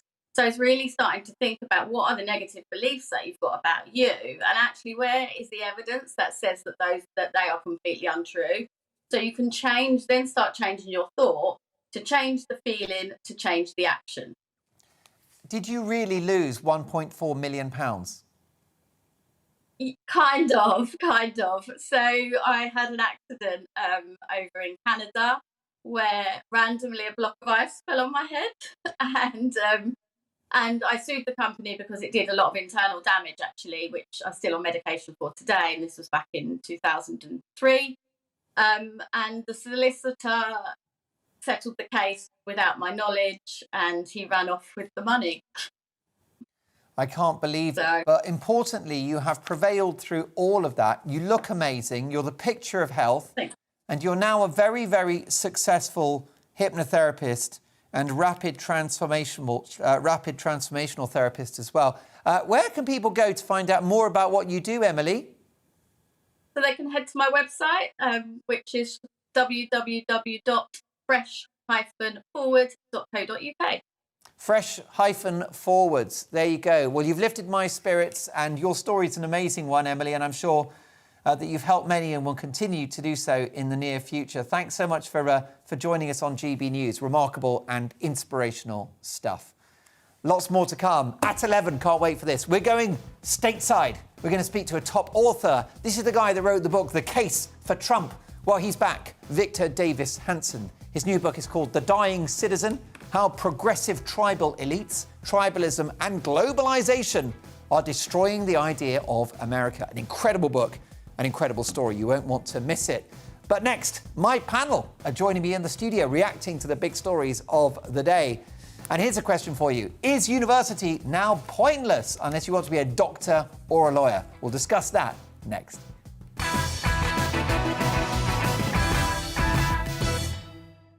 You're watching GB News live across the UK and the world on our digital stream. GB News is Britain's news channel. We are the UK's home of discussion and debate from all perspectives. We are here for you. Don't forget to join our YouTube community by clicking on that subscribe button.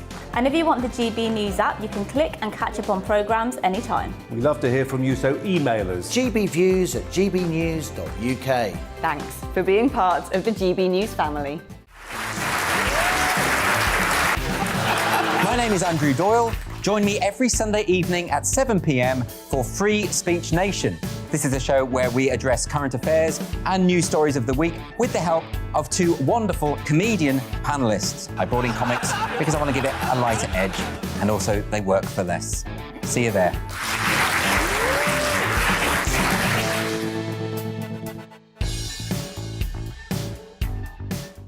Join my show Farage, 7 p.m. till 8 p.m. Monday through Thursday, and there you will get opinion, analysis, debate, and I'll cover stories that nobody else dares to touch. And then for the last 15 minutes, talking pints. We're over a drink. We have a civilised conversation with someone. We very often disagree, but we do it in a grown-up way. Come and join me on Farage.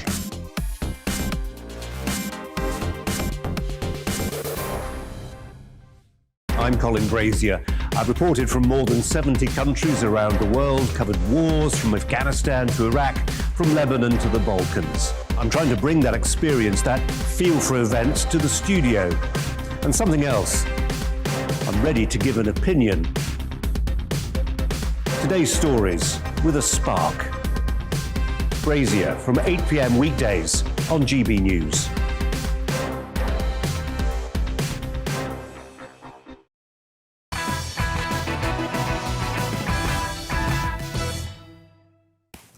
Well, it's fireworks night, and we've had fireworks on the show. Thank you so much for all of your emails, by the way, mark@gbnews.uk. I'll get to those very shortly. As you know, it's the best bit of my show when you send me a message. Opinions across the board, but also we've been asking for your fireworks night photographs. So here they come. Ben sent this photo in from a pub garden on the Isle of Wight. Stunning, Ben. I mean, I love the Isle of Wight anyway, but that just looks absolutely amazing. Great photography. Good work, sir. How about this one? Let's take a look at this. Oh, wow. The message goes along with this one. It's, "Hi, Mark. We're lucky because our boy, Zach, takes it all in his stride. This is him dealing with bonfire night." Well, Zach is absolutely gorgeous. That looks like a painting almost. It's just like a work of art. Congratulations on having a lovely doggy called Zach. How about this from Fabiana, who has sent in a photo of her terrified cat. Oh no!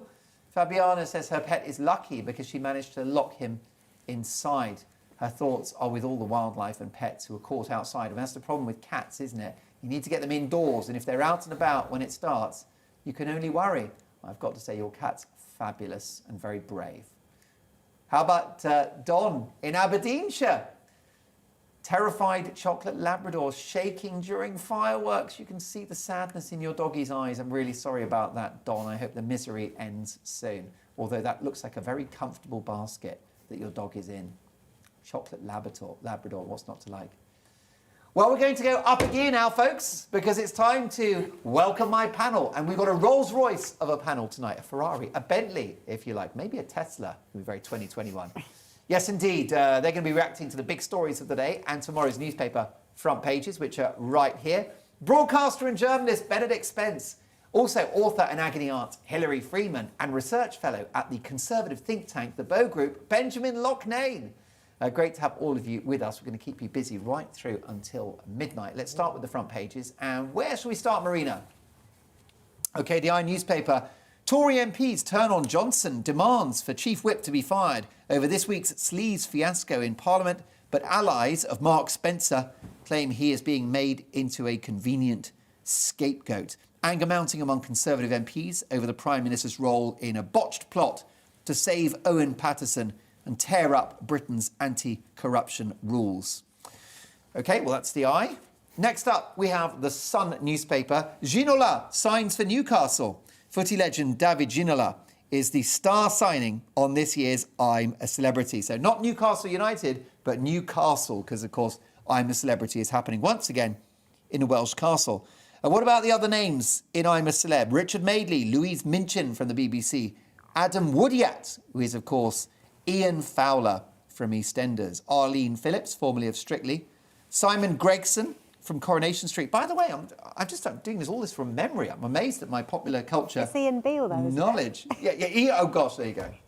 Got that wrong, didn't I? Snoochie Shy, not sure who she is, but she seems like a very alluring character. Danny Miller, Kadina Cox, who's an old friend of mine, an absolute Olympic legend, Naughty Boy and Matty Lee. So there you go. There's your lineup for I'm a Celebrity. We might get reaction to that later. And thanks to Hilary for correcting me on Adam Woodyat's stage title in EastEnders. How about the Daily Mail? Now a triple COVID boost. Faster booster jabs, a wonder pill and a plunging infection rate delivered a triple boost last night in the fight against COVID. From Monday, the double vaccinated will be able to book their third dose a month earlier than before. And I must give props to the Mail, because for most of the pandemic, they've been very calm, measured and even-handed about COVID. And they have not indulged in too much COVID hysteria. And I credit them for that. Telegraph as well. How about the Mirror? Ginola. Football legend joins Ant Deck for Castle Showdown. Football idol David Ginola is the big star signing for the new I'm a Celebrity season. He's 54, but he looks about 20. He's got excellent genes, that man. And a show insider said David is a huge name. Everyone is thrilled. I think it will be, I guess, quite a good series. We'll keep you updated on what's happening as it plays out. But now it's time to talk about a big story of the day. And this is a video that's gone viral. I want reaction from my panel and from you as well. Take a look. Hello, everyone. I'm Natalie Gadilla. I'm a Caucasian woman with long blonde hair, and I go by she, her. I'm a product marketing lead here at Microsoft and co-host of the podcast Security Unlocked with this guy. Yes, that would be me. Hello, everyone. I'm Nick Fillingham. I'm a Caucasian man with glasses and a beard. I go by he, him, and I'm a security evangelist here at Microsoft. Hilary, in my monologue earlier, which viewers can find on Twitter at GBNews, carefully crafted by my excellent colleague Gareth. But what's your reaction? Because whilst I'm ultra pro-trans, and I've got friends that have been on that important and joyous journey, and what a wonderful conversation with Kellie Maloney, who just told me on this programme how much happier she is, what a better adjusted person since she transitioned from being frank. But forcing people to put pronouns in their emails, introducing your pronouns on a TV show, for me it's too much. What do you think? Yeah, it's too much for me as well. I actually just think, why does everybody have to label themselves? You know, I spent my whole life trying to get out of boxes, trying not to fit into, you know, categories that people have put me in. And I just don't understand why everybody suddenly wants to put themselves in a box and be a label. And why do you have to define yourself? Why can't you just present yourself as you are? Why do you have to fit into a certain category? What it strikes me as, and I know many will disagree, but it just feels divisive to me because it's once again placing people in subgroups. We're all human beings. Yeah, exactly. And, you know, I'm just me. I don't want to be, you know, if someone says to me, what's your personal pronoun? I think I say us, just to make things more tricky for them. Yeah. You know, it's just nonsense. Benedict, he, him, Spence. Oh, it. Benedict, it, Spence.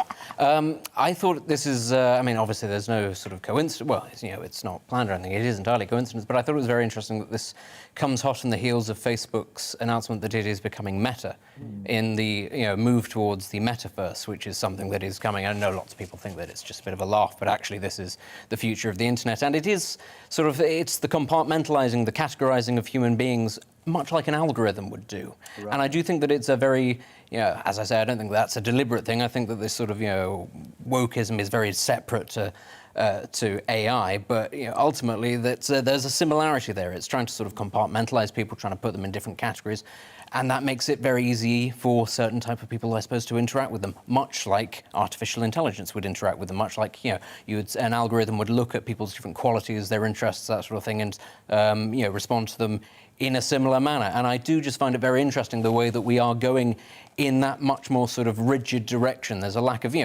interestingly, people talk about, you talked about the trans issue earlier, the fluidity that comes with that. Well, actually, this is the opposite of fluidity. This is rigidity. This is trying to put people in little box-ticking exercises so that certain people, organisations, whatever it is, can find those people easier to deal with. Benjamin, many people in the trans community would say that if we offer our pronouns, that's our way of acknowledging their journey and their identity. For me, it's more a continuation of the theme of what I call sort of compliance theatre, which is where you have these people, you do it because you want people to know that you're going along with a certain ideological framework, or you go along with a certain point of view. So you say, I am he, him, I have long blonde hair, blah, blah, blah, whatever it is. All of those things should be apparent to anyone who has working senses and can see, and, by the way that you present yourself and how you look, that you are a Caucasian male with a beard and he, him. But I think a lot of it is the same thing as why people wear 2 masks and a visor and all the rest of it. It's about showing how virtuous and how much they go along with a certain ideological group, as it were. Well, do you disagree? Are you a trans person that feels comforted by those offering their pronouns? Do let me know. I'd love to hear your thoughts on that, and you'll get a fair hearing on this programme because it's about all opinions. University staff across the country are poised to strike before Christmas over cuts to their pension benefits.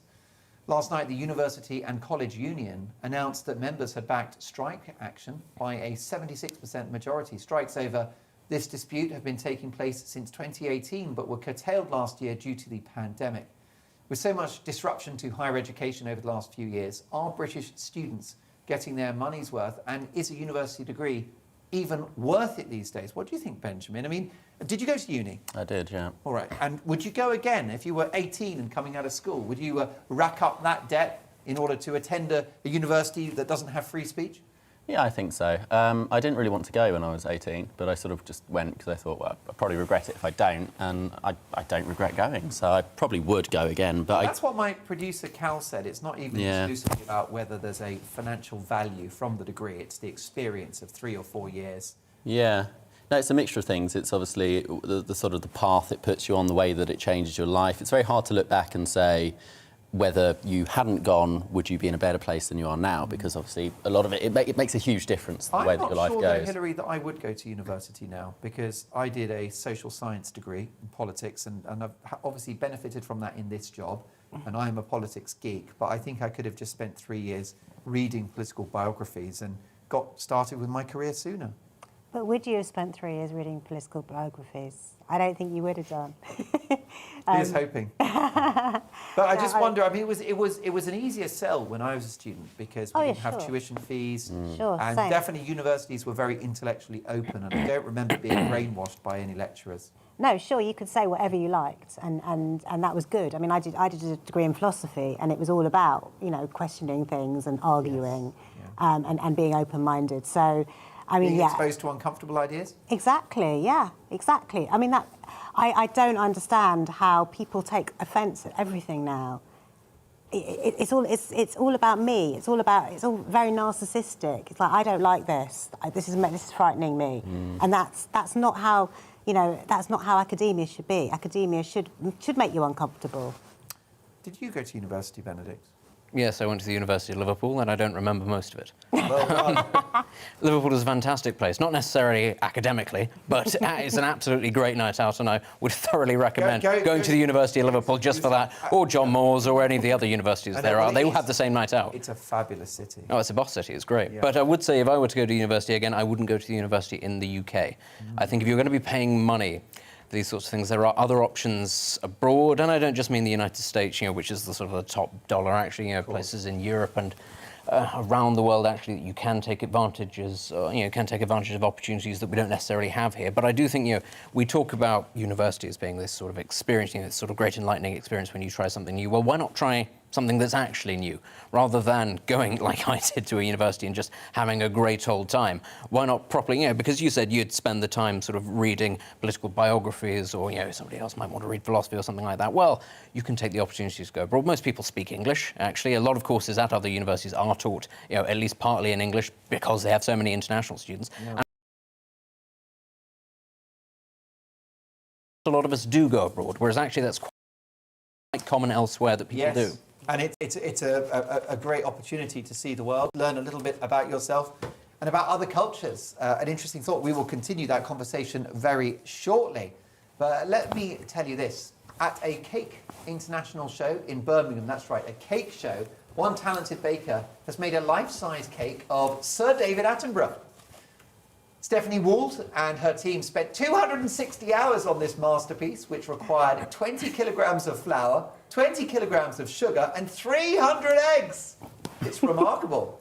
Alongside Sir David was an edible giraffe, a tiger, a hippo, and an alligator. Makes me hungry just thinking about it. Lots more to come in the show. So very shortly, we're going to speak to the author of a book all about Donald Trump. It's called The Case for Trump, and his latest book is about tribalism in America. Is it destroying the very concept of that great nation? America in crisis. We'll discuss that very shortly, and I'll keep my panel, so we'll get their views as well. And we'll be talking about whether people should be allowed to die with dignity. That's another topic in our running order. And don't forget the Great British Game Show at the end of the programme, 11:40, Celebrity Lookalikes. And I want you to play along at home. See you shortly. Hello. Many areas enjoyed some dry weather on Friday, but changes as we head through this coming weekend. Rain will push its way southwards across the UK. Showers flowing from the north, but it'll be the strength of the wind I think we notice most through Saturday. So we look at the pressure pattern, then you can see high pressure towards the southwest. That's what's kept things mainly dry today. But towards the northwest, this area of low pressure, that's going to dominate our weather as we head through this coming weekend, bringing some rain, but also those strengthening winds, like I said. Already through Friday evening and overnight, we're going to see some heavy, more persistent rain spreading in across much of Scotland. But elsewhere, actually, some decent weather for bonfire night. Lots of cloud around, but mainly dry. Just a bit of patchy rain towards the west, and a noticeably mild night to come than recent ones as well. Last night, temperatures dropped close to, if not below freezing. Tonight, temperatures holding up well above freezing, 5 to 10 degrees. Now, later on the night, we'll see more persistent rain spreading in across Scotland and Northern Ireland. That will continue to push its way southwards through the day. But ahead of that, actually, a lot of dry weather first thing across much of England and Wales. Quite a lot of cloud, some brightness towards the east. But that will change, like I said, as this cloud and rain will sink its way southwards through the day. So quite heavy rain on that, like I said. Still dry towards the southeast, sunshine and showers following from the northwest, but for all areas, those winds will strengthen with that rain band. Particularly towards the west, we could see coastal gales. A milder day to come across the board. As we head through the rest of Saturday into the evening and overnight, then that cloud and rain will push its way southwards. The rain turning quite light and patchy. Clearer spells following from the north, but it will be the strength of the wind we continue to notice. Those winds picking up as we head through the night across much of northern Scotland in particular. Here we could see gusts 60, 70, possibly 80 miles an hour in exposure. A wind warning in force for that. Elsewhere, still quite windy, and that will keep the temperatures up, so another mild night to come. So we look ahead to Sunday morning then, you can see here still some showery rain across much of northern and eastern Scotland. That will slowly ease through the day, but we continue with those very strong winds across Scotland through much of the day. Elsewhere, breezy, yes, but it will be mainly dry. Quite a lot of cloud around towards the west, but a lot of dry weather, bright or sunny spells, particularly towards the east. Same changeable into the early part of next week. Some rain, particularly towards the north and west, mainly dry further south and east.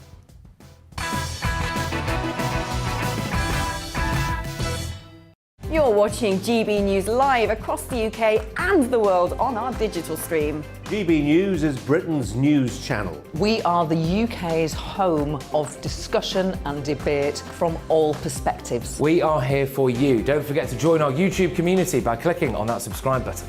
And if you want the GB News app, you can click and catch up on programmes anytime. We love to hear from you, so email us. gbviews@gbnews.uk. Thanks for being part of the GB News family. My name is Andrew Doyle. Join me every Sunday evening at 7 p.m. for Free Speech Nation. This is a show where we address current affairs and news stories of the week with the help of two wonderful comedian panellists. I brought in comics because I want to give it a lighter edge, and also they work for less. See you there.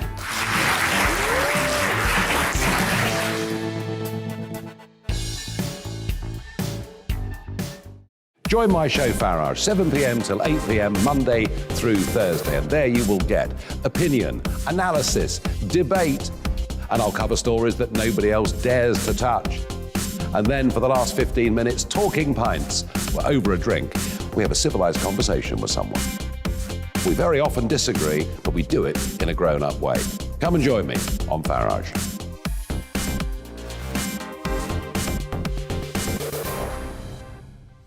I'm Colin Brazier. I've reported from more than 70 countries around the world, covered wars from Afghanistan to Iraq, from Lebanon to the Balkans. I'm trying to bring that experience, that feel for events, to the studio. And something else, I'm ready to give an opinion. Today's stories with a spark. Brazier from 8 p.m. weekdays on GB News.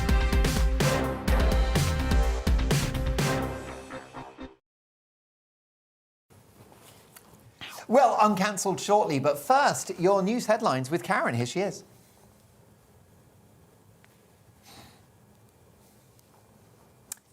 Delighted to say that we'll be getting reaction from my panel to all of the big stories of the day. And my Uncancelled guest is fantastic. We're going live to America for a debate on the future of that great country. Is America now in a state of civil war? Is it having a national nervous breakdown? We'll discuss the special relationship after the headlines with Karen.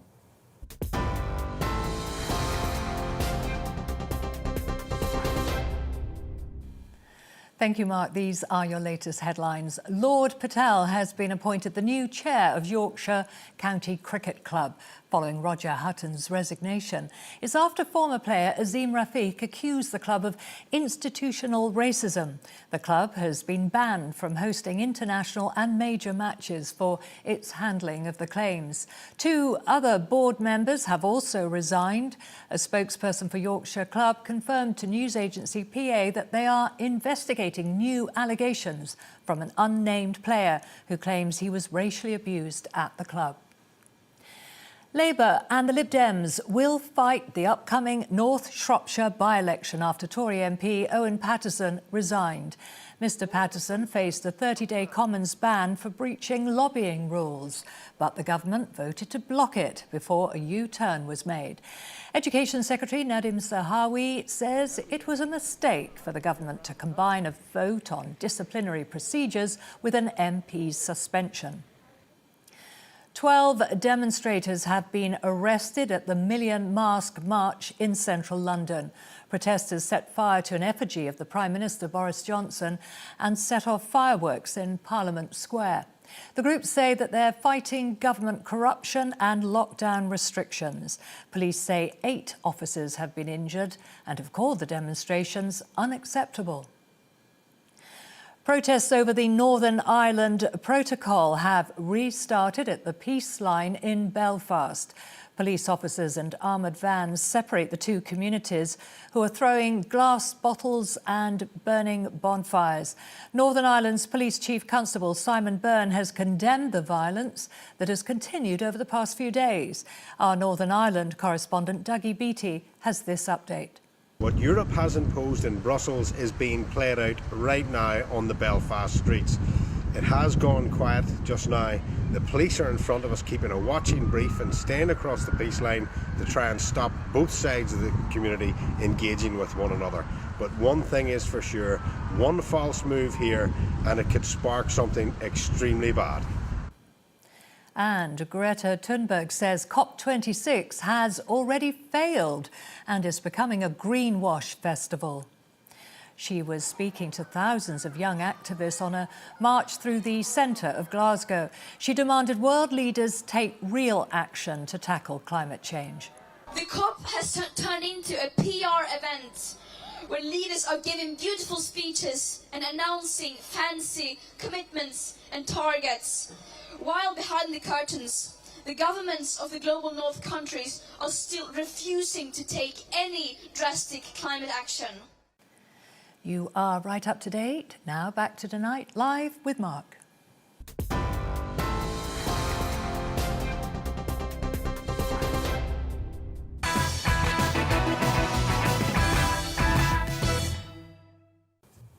Mental health was a topic earlier in the show, and Nick has emailed in on that subject.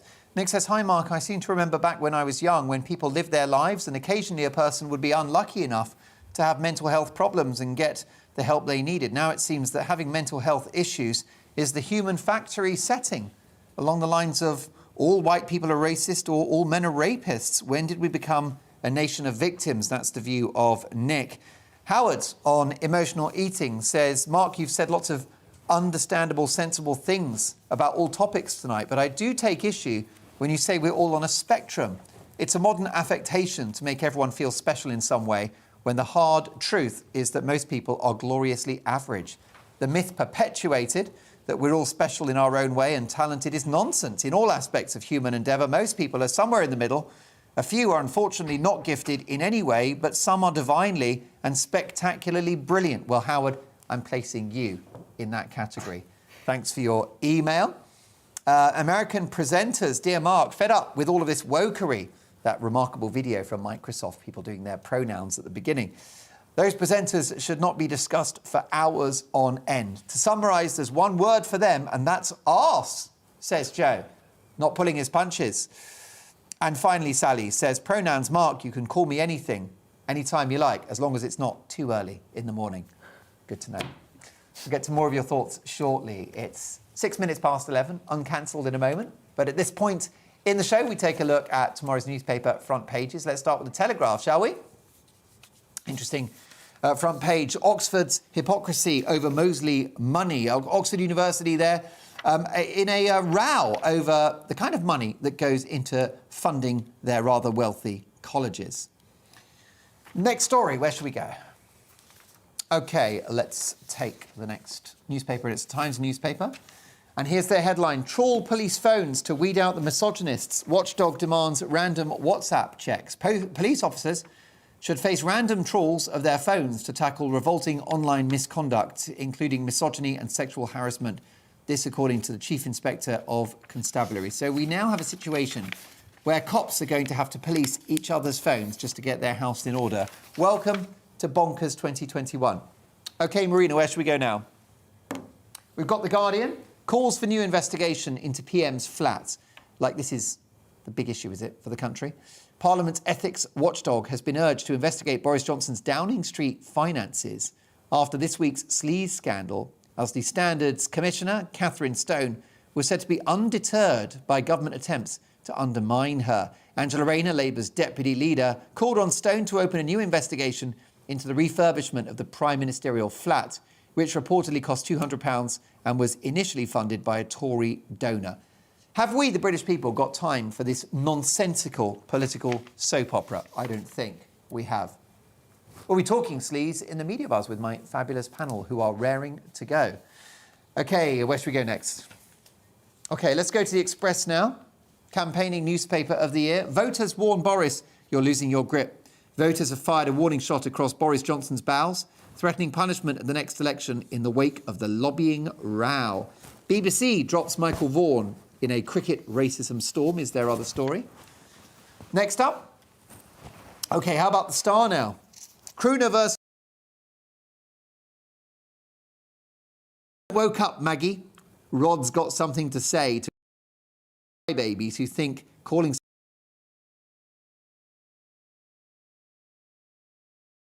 Rod, including my own.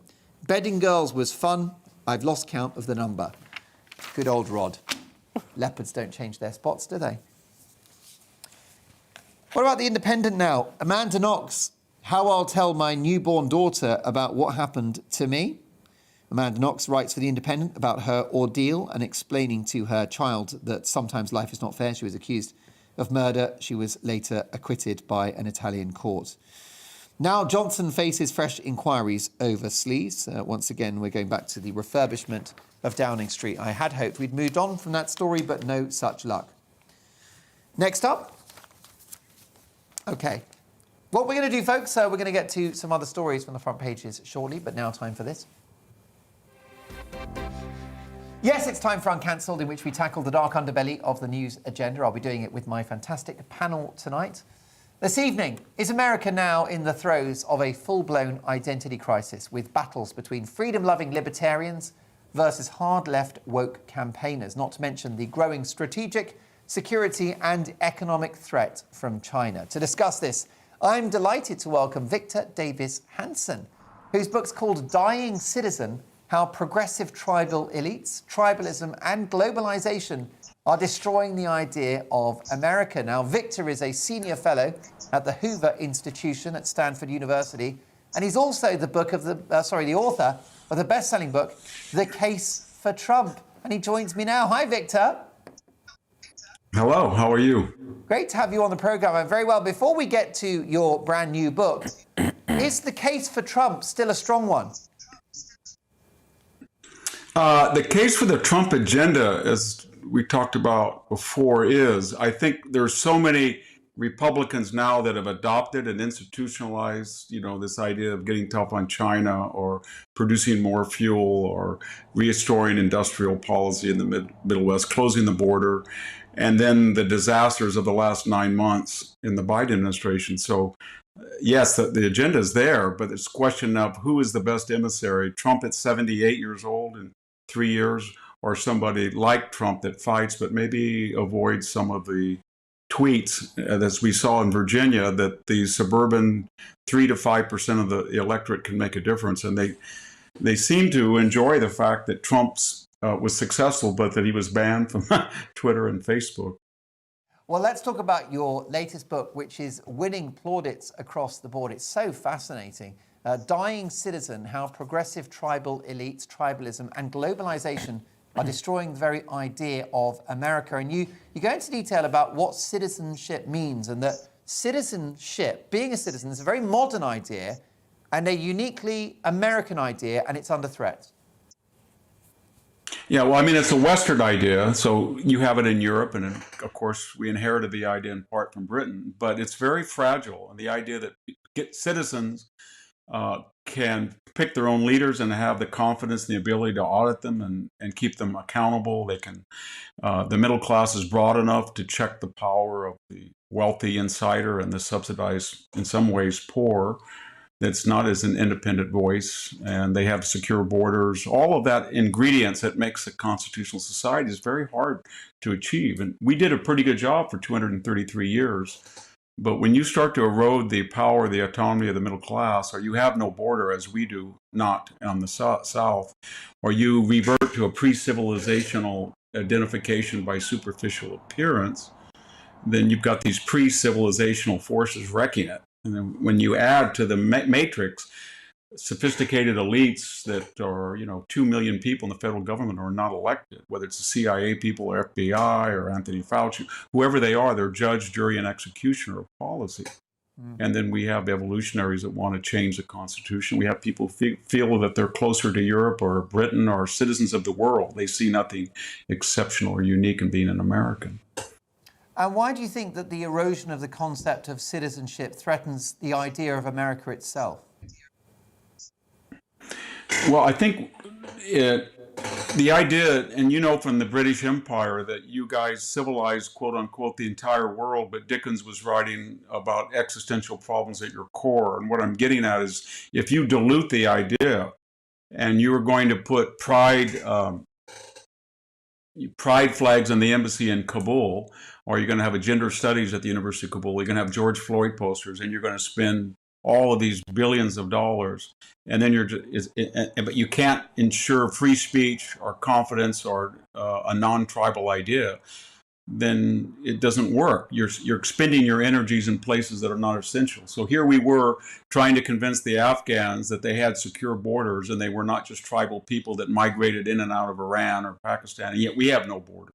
Or we tried to tell them you have to have civilian control over the military, and we had a military that was interrupting the chain of command. So we were weak at the core, and yet we were projecting pseudo-strength abroad, and the Taliban sort of called our bluff, and it was a hollow effort in Afghanistan, but it reflected the fact that we have not concentrated on empowering the middle class, holding our officials accountable, and living by the laws and customs and traditions of our Constitution.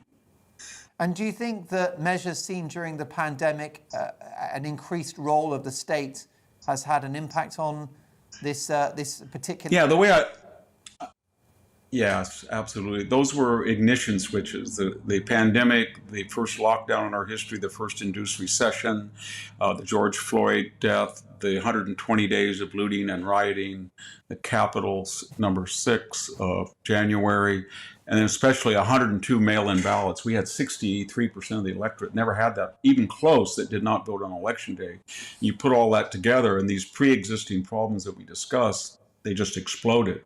I don't know whether they would have been delayed or postponed had we not had that perfect storm of events. But absolutely, they set everything off, and it was one or two might have been tolerable, but altogether too much. Well, I worry for states like California, which is where you're speaking to us from. What a beautiful part of the world it is. I've got family in Napa Valley and New York as well. New York State, New York City, you know, one of the most beautiful metropolises on the planet. But both of those states left-leaning, and they've more or less, you know, just become mini communist dictatorships, haven't they? There has been pushback, though, in places like Florida and Texas, who lifted COVID restrictions. And do you think the likes of Ron DeSantis, the governor in Florida, can rescue America? Yeah, I think what's happening is two things are happening. People are self-selecting under our federal system. So people are migrating out of New York, Illinois, California because of the high taxes, the regulations, and yet very little in return. Terrible schools, terrible infrastructure, high crime, etc., homelessness. And Florida and Texas then did not lock down. In the case of Florida, they had fewer deaths than New York, a little bit more than California, but their GDP, their unemployment were not destroyed, as happened in Illinois and New York, New Jersey, and California. And then the other thing that's happening is that we saw this Tuesday in the election, even though the left has controlled Wall Street, the corporate boardroom, Silicon Valley, professional sports, entertainment, K through 12 academia, all of the levers of influence and communication, they were getting smug about it, and they never really appealed to the people. People never bought into the border policy, critical race theory, et cetera, et cetera. So these were heart of blue America, of left-wing America. That is Virginia, right near Washington, D.C., New York, Minneapolis, New Jersey, and yet in all of these places in these local and regional and state elections, the left was repudiated. And it just seems incomprehensible that, and their strongholds where they were so confident that average suburbanites or Trump support, everybody got up and was outraged at the critical race theory, outraged at transgenderism, outraged at the smugness and the arrogance of these unelected officials and elected officials in some cases. With me, Victor, are three esteemed British journalists, Hilary Freeman, Benedict Spence and Benjamin Loughnane. And Hilary, what are your thoughts about where America's going? And should we worry? Could it impact Britain? Well, I think both Britain and America seem to be going through a bit of an identity crisis at the moment. I don't think people really know what it means to be British either. I'm not very familiar with America, I have to say. I don't have family there. I don't speak to people there particularly. But in this country, certainly, I don't think that we know who we are anymore. And I think it is a problem. And I think this is why there seems to be so much polarisation that seems to be coming along. Yeah, I think that's a fair point. Benedict, what's your view on this? I don't see it so much as the sort of the end of the United States, more as sort of a cultural struggle over the evolution of the United States. If you want to compare it as, the global empire compared to previous global empires, be it the British Empire, be it the Roman Empire, actually they never stood as one sort of homogenous thing in perpetuity. There were periods of evolution and change, and I think that that's all that this is, because I know that a lot of people, we have this quite doomerist attitude, certainly here in the West, and in what is essentially the 51st state of the United States. Culturally, Britain is moving very much in the orbit of the United States. We can't get away from that. But this idea that we're heading towards the end of America in some sort of capacity, and there is this fear that China is going to rise up and it's going to overtake the United States, and I think that that attitude is incredibly sort of internalized, because ultimately it doesn't take into account the realities of the difficulties that China is facing, everything from its demographic issues to its geostrategic issues, its neighbors on its borders, the threats that it faces from India to the south and obviously Russia to the north, the issues that it has with Afghanistan on its border, the threats that would come from Japan were it to try to take on Taiwan. We have this idea, don't we, that because culturally the United States is going in one direction, that therefore it is only downhill. But I still don't see actually something supplanting the United States. Certainly China is a threat, but I don't share this view that we are actually facing the impending catastrophe. And I don't necessarily think that there is one political ideology in the United States, be it Bidenism, be it Trumpism, that is the solution to what it's currently going through. Victor? Yeah, I did entitle the book The Dying Citizen, not The Dead Citizen.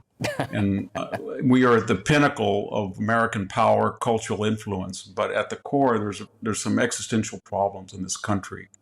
And if you go to cities like Los Angeles or New York or Chicago or San Francisco, you will see 200 or 300 aggregate 1,000 people living on the street, defecating, fornicating on the street. Yeah. And we have 2 million people who cross the border illegally who were not asked to be vaccinated. And we are going to fire within 2 weeks anybody in the U.S. military or the federal government, despite high antibodies in some cases with prior cases of COVID, if they're not vaxxed, something we don't ask of the non-citizen. We're $30 trillion in debt. We just borrowed $2 trillion this year. We're printing $3 trillion more. We've got about a 7% inflation rate as we speak. The U.S. military suffered the greatest humiliation since Saigon 1975. I could go on. We were the leading producer of gas and oil in the world 9 months ago. We deliberately shut down 2.5 million barrels per day, and gasoline has gone up by 40%. Natural gas has doubled. This is all in nine months. And I don't even need to get into the racial questions, but we are the most polarized racially I've seen in my lifetime, where people are even for, if they're not conscious of race, they are re-tribalizing in a very pre-civilizational fashion because they feel that group is going tribal, then I'll go tribal. And that's a very scary thing because we had kind of solved that problem. Briefly, Benjamin Loughnane, is America an example of go woke, go broke? Well, yeah, I think it's part of the entire part of decline is that people start to internalize a lot of their squabbling. You start to question whether, you know, people in the past or the way that your nation was built was on colonialism or this, that and the other. And I think when you engage in those sorts of squabbles while countries like China are spending their time and resources on trying to dominate the world, or Russia or Iran or any of these other countries who have ambitions to build empires, we are going to end up declining and they're going to end up taking over. And when they take over and they're not asking those questions about ethics and morality, the world will be a much worse place for everyone. So I think to some degree we need to start regaining some internal confidence so that, you know, fundamentally we have great values. All of Western philosophy has led to these ideas of, you know, liberty and freedoms and respecting one another and the rule of law and so on and so forth. And in order to ensure that those things remain in place, we need to start having some idea of who we are, what we believe in, and what our ambitions are in a global sense. Clearly, Victor, America's not. Yeah. The book is fascinating. America's, you know, is poorly. The patient is poorly but not dead. What's your prognosis? What do you think's going to happen? I remain confident. I mean, I think this one value of this country is it's hypercritical of itself to the point of nihilism and anarchy, but it is self-correcting. And what we saw throughout the country right now, if you look at any poll, all of these things I just delineated have about 30% approval in the polls. The president is about 15% underwater right now in some polls, 10 in all of them.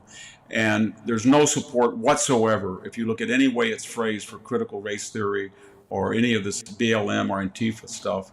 And we're looking at the fumes. I think it's already peaked, but it's done a lot of damage to the country. I'll just finish very quickly by saying it has global ramifications because the reason that Europe can spend 2% or less on defense, or the reason that North Korea doesn't go into South Korea, or the reason that Taiwan is not invaded, or the reason that Russia pulls back is the sense of U.S. deterrence, that the United States was a very, very powerful economic and military, and it was better than the alternative. It wasn't perfect, but it could deter these countries, and it enforced the post-world order.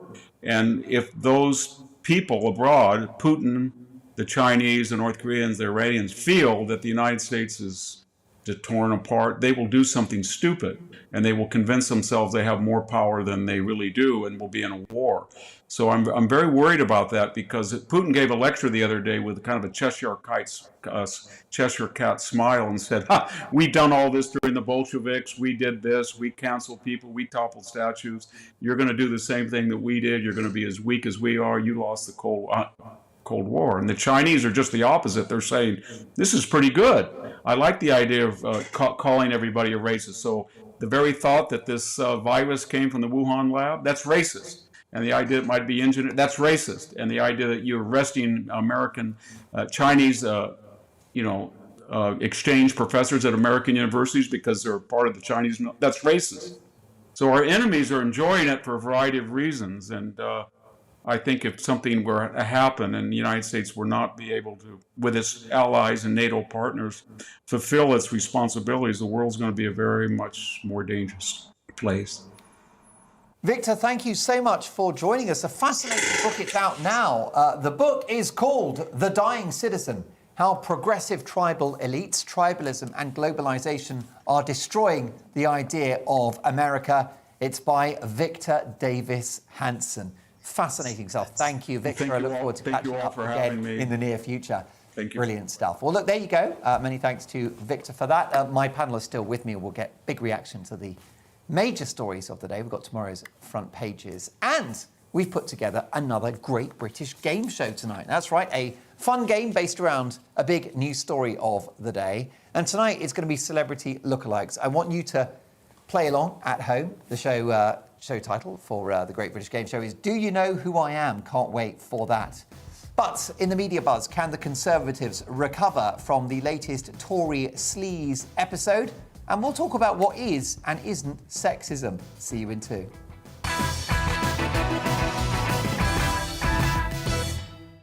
You're watching GB News live across the UK and the world on our digital stream. GB News is Britain's news channel. We are the UK's home of discussion and debate from all perspectives. We are here for you. Don't forget to join our YouTube community by clicking on that subscribe button. And if you want the GB News app, you can click and catch up on programmes anytime. We love to hear from you, so email us. gbviews@gbnews.uk. Thanks for being part of the GB News family. My name is Andrew Doyle. Join me every Sunday evening at 7 p.m. for Free Speech Nation.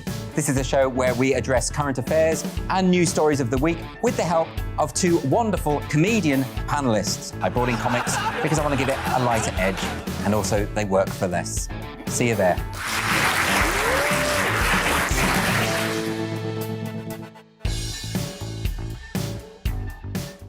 Join my show Farage, 7 p.m. till 8 p.m. Monday through Thursday. And there you will get opinion, analysis, debate, and I'll cover stories that nobody else dares to touch. And then for the last 15 minutes, talking pints. We're over a drink. We have a civilized conversation with someone. We very often disagree, but we do it in a grown-up way. Come and join me on Farage.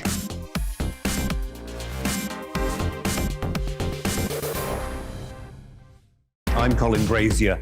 I've reported from more than 70 countries around the world, covered wars from Afghanistan to Iraq, from Lebanon to the Balkans. I'm trying to bring that experience, that feel for events, to the studio. And something else. I'm ready to give an opinion. Today's stories with a spark.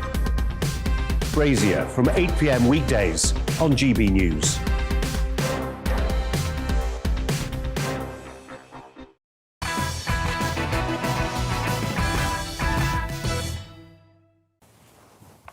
Still with me is my fabulous panel reacting to the big stories of the day, including Benedict, Benjamin and Hilary. Now, Dawn Voice Cooper, a 76-year-old, drank champagne, hugged her friends and listened to her favourite song as she spent her last moments as she intended. Miss Cooper is one of the many Brits who fly to Switzerland every year to end their lives due to terminal illness and extreme pain. Speaking to the Mirror, she said her life was endless, often difficult and usually painful. Support for an assisted dying bill has never been higher among the public and MPs, according to a YouGov poll.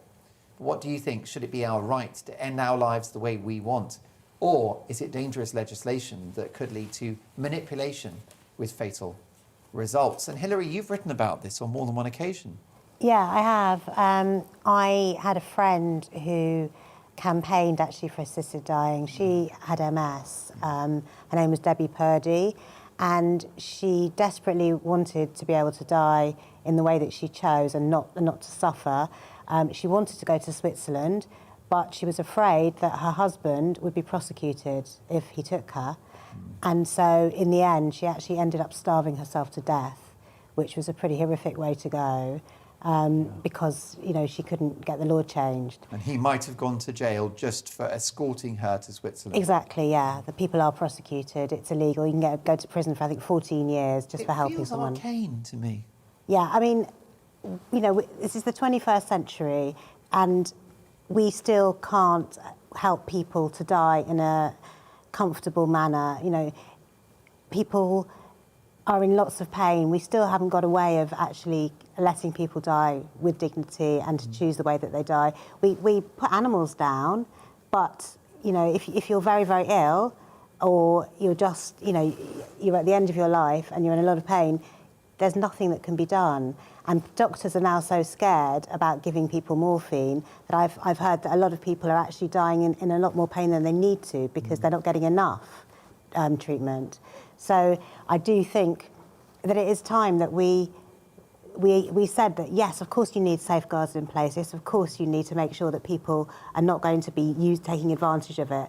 But that if people choose... So you don't think it should be elective? You just think, oh, I'm 70 and no, I'm ready to go? Absolutely not. I think it's... Why not, though? I mean, why not have total liberalism of the law? Because people might change their mind. It's like, you know, there are cases where people have been, let's say, paralysed in an accident, and they say, I want to die, there's no point me carrying on. And then you come back to them a couple of years later and actually they found a reason to live. So I think you have to, it has to be people who have got no other hope and no choice. So you would require medical documentary evidence that the death was terminal. I mean, can you think of what the parameters would be? It doesn't have to be terminal because not every condition is terminal. You know, the doctor would have to say this is insufferable pain and it's not going to get any better? Well, the person would have to say that. Yeah. And they would, you know, and yeah, it has to be their choice. Would there be a medical? Would you think there would need to be a medical assessment as well? Absolutely, yes. Right. Absolutely. And what do you think the criterion would be? Just appalling pain that's not going to go away, or? Because that's the tricky thing, isn't it? Where do you draw the line? Well, yes. I mean, it might not necessarily be physical pain. It could be absolute mental torment as well. And I think, but suicide isn't illegal anymore. So if you're not able to actually, kill yourself, then why should it be illegal for someone to help you? Benjamin? Yeah, no, I'm against the idea of euthanasia personally, just because I think there's far too many ways in which it can be abused. And I think when it becomes the norm, people will be expected to end their life at a certain point. They'll be pressured into it by their children or their families for reasons of things like inheritance. And I think, for example, King George VI, I believe it was, in 1936, he was euthanized. But it's later transpired that the story around how he was sort of made up. It was actually ordered by his son, Edward, who hated him. And his last words were to swear at the doctor and basically, tell him off. So a lot of people don't know that the last sort of regicide in Britain was in 1936. And I do think... Very recent. Quite recent, yeah. I do think there's too many What about reasons. the idea of someone that's just in inescapable pain? The illness isn't going to get any better. They want to go. They want a dignified ending. I mean, what would you say to those people and their families? I have a lot of sympathy for people in that situation. I think that where the law should be is people should be allowed to die naturally. Right. So the withdrawal of treatment? That sort of thing, for example, not being kept on life support machines and that sort of thing. But actively ending someone's life, I think, is a step too far for me. What do you think, Benedict? It's a hard one to call, isn't it? Yes, it is, because the Roman Catholic in me is going, no, absolutely not. But at the idea is all life is sacred, right? Yeah, but at the same time, it is, when you see people sort of in indescribable agony that you can't necessarily empathise, and especially if they are also not Roman Catholic, and therefore it's not your morality has nothing to do with it. You're kind of thinking, well, actually, who am I to say, were you to be a politician, who are you to say whether or not, you can make a judgment on that person's suffering? I don't think it's a cowardly thing to say, actually, that it's a very difficult one to call, and possibly is something that can only be done, were it ever to be legalised, on a case-by-case basis with the utmost scrutiny. And, the question would be, with the current state of our health system, with the current state of our political system, and frankly, with the current state of our policing, are we a mature enough society to actually implement that and to trust the system? And I would argue right now, no. Well, in the latest from the Owen Paterson scandal in Parliament, red wall Tory MPs are reportedly seething at having to defend Paterson, only to then be humiliated by the government's U-turn. And there is suspicion around a peerage given to former MP Zac Goldsmith by the Prime Minister. This is because Boris Johnson has admitted to staying at a luxurious Marbella villa last month that's linked to the Goldsmith family. So should we be concerned about Tory sleaze? I'll stay with you on this one at length on the topic of sleaze in politics, Benedict. I mean, it feels to me like an entirely self-inflicted crisis for the Prime Minister this week. Yes. I mean, I did think it was very funny that lots of people were saying Tory sleaze is back, and you kind of think, well, when did it leave? That's rather optimistic to say that it's been off somewhere and it's come back. But no, it is an odd one, isn't it? How we've got a whole pandemic and there's been a complete dearth of Tory sleaze, and then along came the health secretary with his mistress, and now we've got lobbying scandals, and you just think, oh, isn't this fantastic? It's good. It's back to the good old days. But it is a little bit sort of, it's a sideshow in the grand scheme of things. And I understand it's something that really does bite with the public. Nobody likes to see their politicians sort of misbehaving or spending money that they shouldn't be. But I can't help but feel right now there are some very serious structural issues going on in the country at the moment. And I'm not saying don't pay attention to the Tory sleaze. Yeah. It's very important. But I am just saying, where was the outrage earlier? Why is it this that has caused the polls to narrow? Why is it this that's suddenly seeing Boris Johnson, with a lead of 1? Why is that actually? That ultimately, you can have policing scandals, you can have healthcare scandals, you can have all sorts of things going on with our armed forces, you can have the debacle over Afghanistan, and the Tory lead stays, and it's only when it comes down to lobbying or wallpaper or holidays that people go, oh no, that Boris Johnson's a wrong 'un. He's not the man to lead this country. I find that very odd.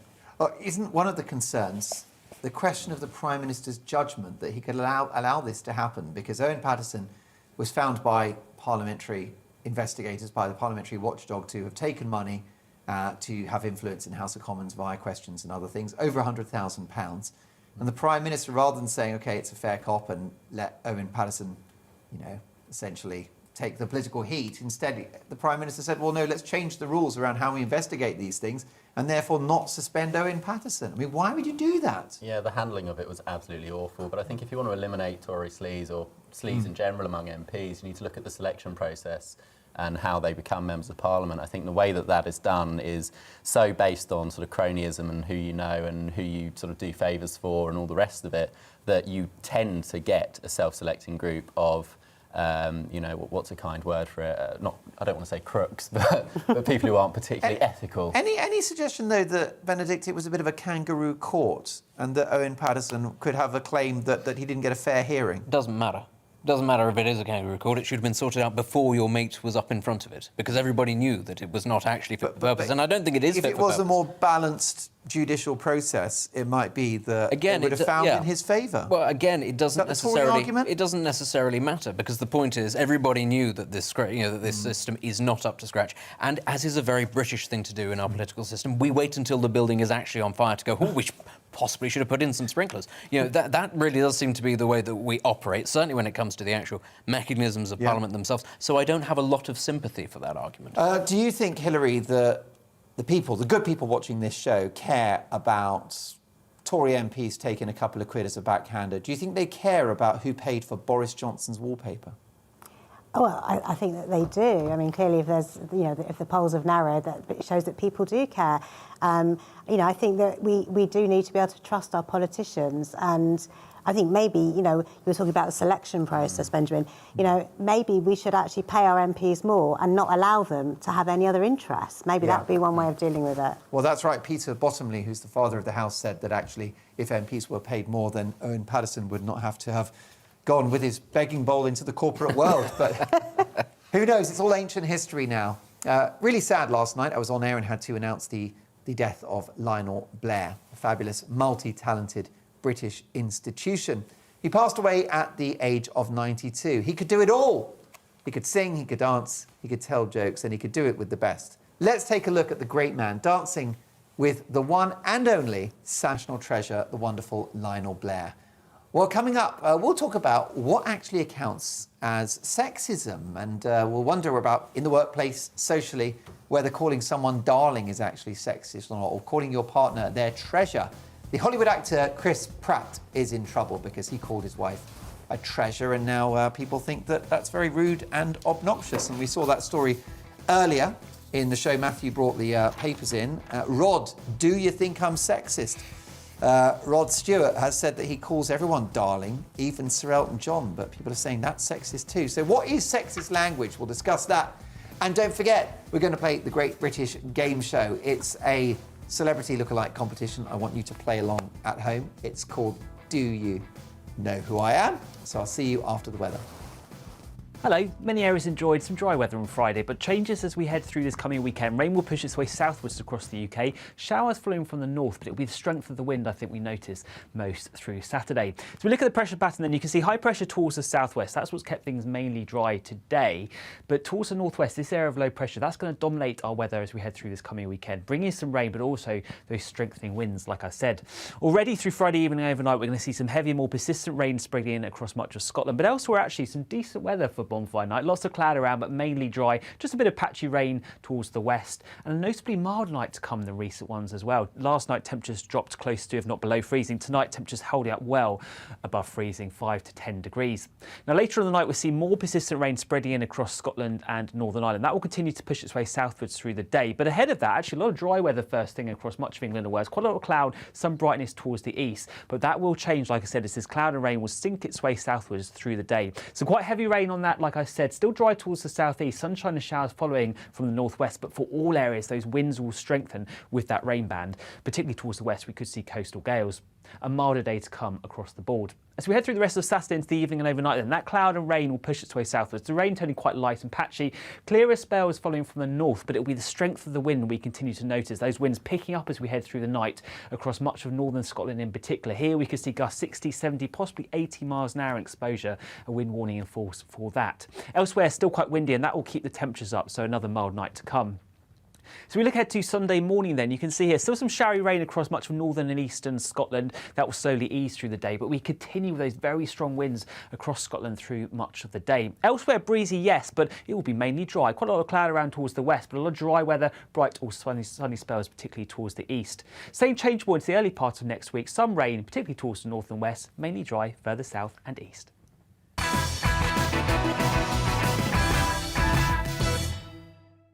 You're watching GB News live across the UK and the world on our digital stream. GB News is Britain's news channel. We are the UK's home of discussion and debate from all perspectives. We are here for you. Don't forget to join our YouTube community by clicking on that subscribe button. And if you want the GB News app, you can click and catch up on programmes anytime. We love to hear from you, so email us. gbviews@gbnews.uk. Thanks for being part of the GB News family. My name is Andrew Doyle. Join me every Sunday evening at 7 p.m. for Free Speech Nation. This is a show where we address current affairs and news stories of the week with the help of two wonderful comedian panellists. I brought in comics because I want to give it a lighter edge, and also they work for less. See you there.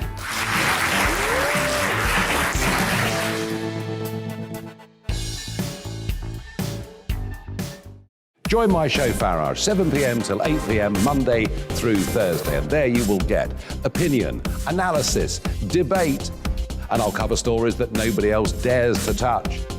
And then for the last 15 minutes, talking pints. We're over a drink. We have a civilised conversation with someone. We very often disagree, but we do it in a grown-up way. Come and join me on Farage.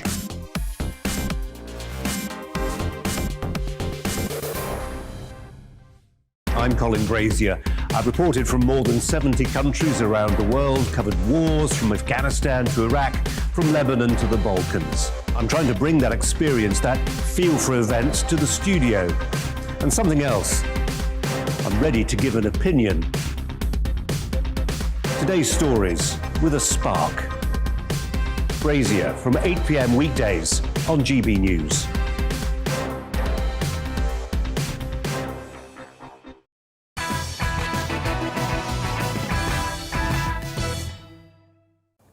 On people being forced to use their pronouns at meetings and in emails, Jeremy has said, "Oh dear, Mark, LinkedIn have asked me for my pronouns." That's a professional networking website. "They can do one. I despise wokery in all its forms." Ah, says Jeremy. Thank you, Jeremy.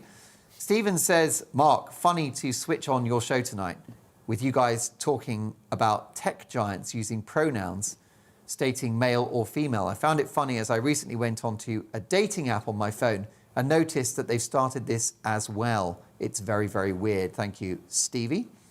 Couple of messages about sound. We've had a couple of sound issues, and thank you so much for your patience with that one. The team are working on it. Of course, they're doing a brilliant, brilliant job. So we will definitely be addressing any sound issues in the hours and days to come.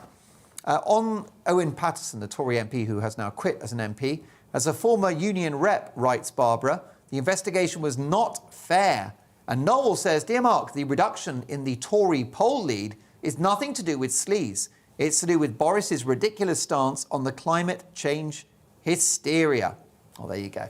Thank you so much for your thoughts on that. Let's return to the headlines which are breaking right now and tomorrow's news in the media buzz.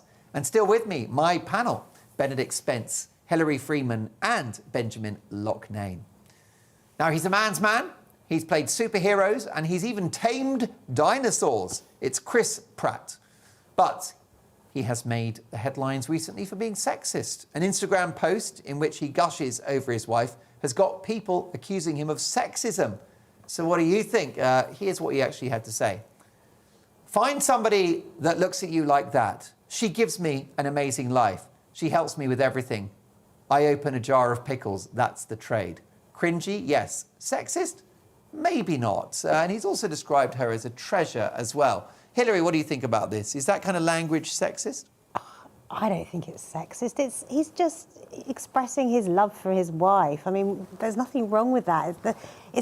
For me, sexism is about intention. It's not about the words themselves. And a treasure, a treasure is something that glitters, that's lovely. Well, isn't that what you would call your niece rather than your wife?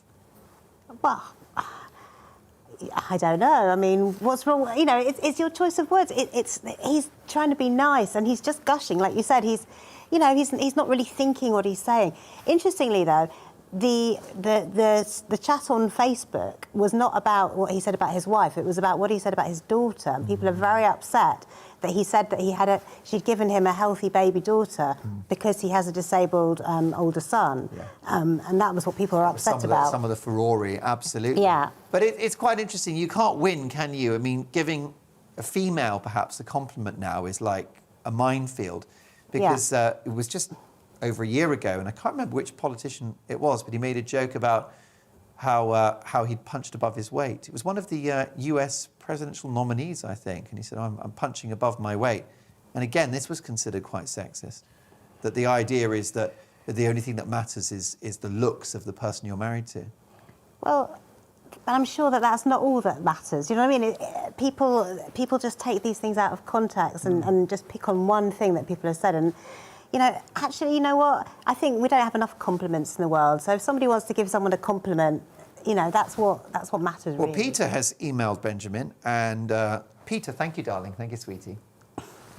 Peter has said, whilst being served in various shops, I've been called sir, darling, sweetheart, honey, hun.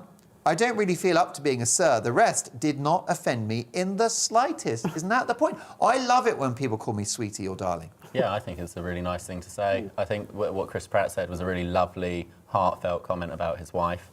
And the sort of people who are getting angry about it are probably never called darling or love or sweetheart. No. And they're sitting there steaming at the fact that no one is giving them that sort of love and Is there a attention. class element to this? Because I find that, maybe it's rather sort of snooty middle-class people that raise their eyebrow at this. Well, maybe if you were being called old fruit by somebody, maybe that would be fine. I don't know. Yeah, that's true. That's aristocratic, isn't it? That's your world, of course. Perhaps that's what we all address each other at. The best name or word that was used for my other half when we were in a street market a while ago, and the guy sold my missus some fruit and veg, and she gave him the money, and he said, "Thanks, Mum." It's like any woman is just someone's mum. But it was not meant maliciously, but would probably get him cancelled now. I mean, I always wonder whether or not it's a question of sort of over-familiarity. Everybody's sort of wanting to respect each other's boundaries. And there's this idea that, as harsh as it might sound, some people don't like the idea of happy family units. And though you have a man talking about a happy family unit, and people might get, especially if they don't have that in their lives, maybe that's what causes them some sort of personal frontage. I don't know. Yeah, well, what nicknames or what words do you like used to you? Because I love all of them. Darling, sweetheart. It's just a brilliant thing. You head up north, you get duck. Keep it coming, frankly. That's what I think. Let's bring it back. Let's bring back charming, friendly nicknames for each other. Now, let's talk about another big story. The Prime Minister has a doppelganger that likes, unfortunately, to raid sandwich shops in Hull. Take a look at this guy. It's uncanny. Yes, indeed. There you go. Remove the words, and you can see his whole face. It's like a kind of slimmed down Boris Johnson, isn't it? Boris Johnson after a crash diet, and maybe a late night by the looks of it. Jason Watson's mugshot, which was released by the police, bears a striking resemblance to the main man at number 10. But where was Boris on the night in question? But on a serious note, what other celebrity doppelgangers are out there? Well, it inspired my brilliant team to come up with another great British game show. Cal, Cameron, Matthew and Liam, the boss. They've come up with, do you know who I am? Now, none of these are police mugshots. So these individuals have not committed crimes. They just look like famous people. So I want you at home to guess which celebrity this is in a game of Do You Know Who I Am? And I want my panel to participate as well. I've got the answers here. Some of them easy, some of them hard. Let's start with this one. Who have we got here? Oof. Right. Who is that supposed to look like? Let me tell you, it is the quiz show host, Bamber Gascoigne. It looks a bit like Jacob Rees-Mogg dressed up as Margaret Thatcher. Oh, that's very clever. I was going to say it looks like Bamber Gascoigne. Well, it is Bamber Gascoigne. But it's uncanny. But apparently, you won't believe this, Benedict, but apparently he's my doppelganger. That's right. Apparently I look like Bamber Gascoigne. And the earlier the team took a picture of me, tried to make it look very similar. Gascoigne in the rain. Maybe. But anyway, I'd love to be as clever as Bamber is, as well as charming. OK, next up, what have we got next? OK, now, who is this supposed to be? Oh, wasn't she on EastEnders? No, that's supposed to be Britney Spears. Britney Spears. No, it's Britney Spears. I'm being yeah. harsh. It is Britney Spears, but it's not Britney. It's a lady from Russia who looks a lot like her. And there's the real thing. That's pretty convincing, isn't it? Yeah. OK, next up, let's have another one. Right, who could that be? Who's that supposed That is to be? anybody from a band in the 90s. who am I? I have Everyone no idea. in Shoreditch. Yes. Right. Good Lord. A very soulful band. Yeah. He's possibly called Jesse. I don't know. Yeah. But he looks the same. Pretty woke. Yeah. Well, he probably is now. So who could it be? Any guesses? Who does it look like to you? I mean, it's definitely sort of like the drummer from One Direction or something. Do you know what I mean? Yeah. Well, let me tell you, it's Kit Harington. Or at least his doppelganger. So all of these photographs are people who are not famous, but they look like someone famous. OK, next up, another member of the public who looks like someone famous. Oh, it's Leo DiCaprio. Yeah. Isn't that uncanny? Yeah. So that's a military figure in the United States who just happens to look like Leo. Very much a before and after, in fact. I'd suspect that Leo's probably heading in that direction. I was going to say, do you think he's going to get an Oscar for this role? Well, yeah, his partying lifestyle. But wouldn't it be amazing if Leonardo DiCaprio played that guy in the movie of his life? I mean, it's perfect casting, isn't it? I'd like to find out a little bit more about this man. He wouldn't have to audition. He's just like, I look like Leonardo DiCaprio, so I've got the gig. How about this one? Here's our next one. OK, who does that look like? Who's that supposed to be? Oh, that's Elon Musk. Well said. Indeed it is, yes. Well, it's not Elon Musk, but here is Elon.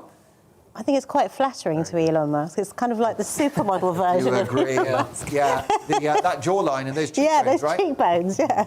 And the dreamy sort of man at CNA look about that guy's face. OK, next up we have, who's this supposed to be?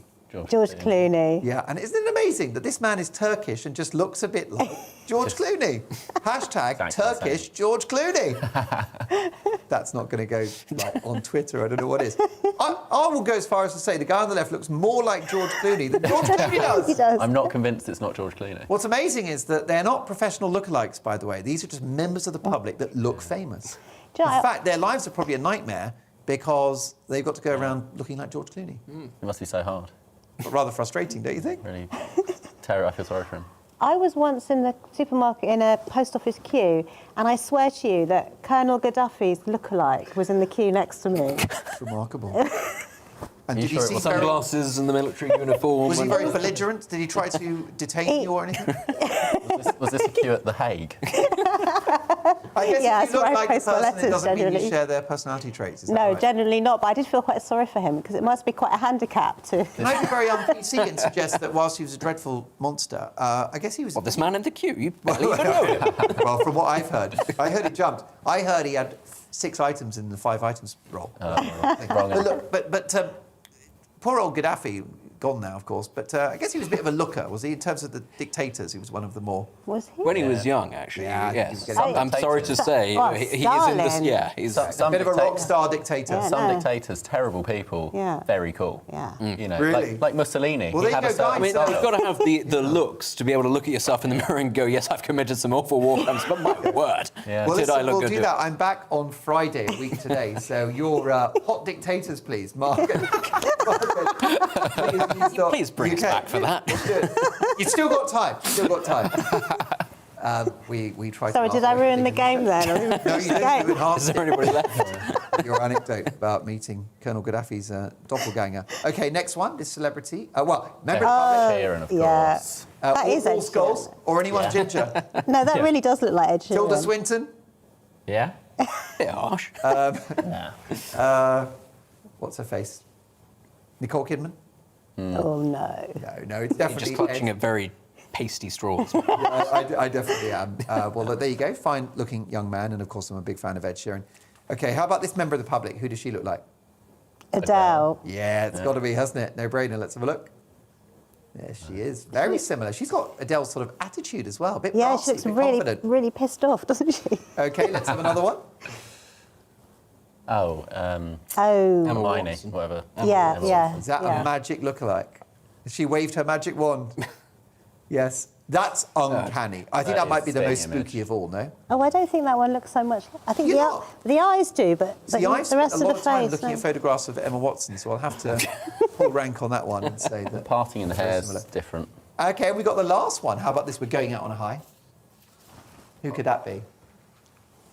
Greta Thunberg. No, Not Greta. it's- Oh, Boy band? ooh, Biggest boy band of the last Oh, 30 years. One Direction, Harry Styles. Harry Styles. What? Exactly right. just has long hair. Doesn't look anything Funnily like enough, our Harry conversation Styles. comes full circle because I'm not even sure of the gender of the person that looks like Harry Styles, but I think it might be a girl, but she looks like Harry herself. Well, look, my thanks to Liam and the team for putting on a great show tonight. My amazing panel, and most importantly, you for your company. Patrick's looking after Saturday and Sunday, and Dan's back on Monday.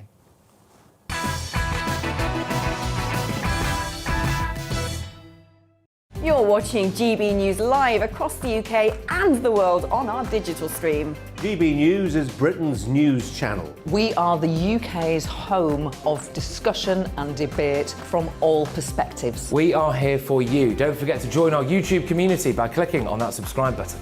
And if you want the GB News app, you can click and catch up on programmes anytime. We love to hear from you, so email us. gbviews@gbnews.uk. Thanks for being part of the GB News family. My name is Andrew Doyle. Join me every Sunday evening at 7 p.m. for Free Speech Nation. This is a show where we address current affairs and news stories of the week with the help of two wonderful comedian panellists. I brought in comics because I want to give it a lighter edge, and also they work for less. See you there.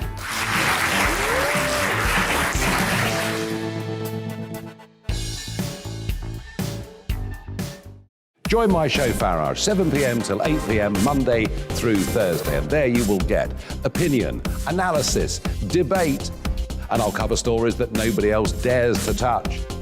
And then for the last 15 minutes, talking pints. We're over a drink.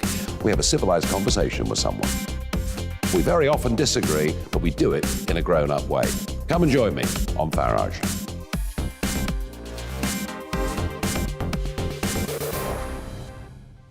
I'm Colin Brazier.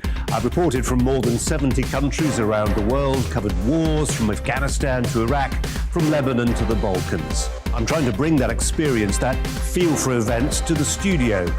And something else. I'm ready to give an opinion.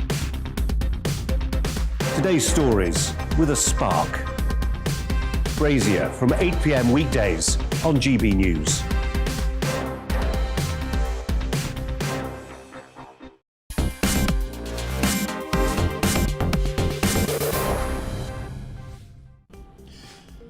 Good evening, I'm Mark Stein. On a Friday Farage this Guy Fawkes night, let's set it all alight. Is it too much to expect politicians to take a little time off from saving the planet to saving the more modest jurisdictions they're actually responsible for? There are record numbers of strapping young fellows arriving on the shores of England.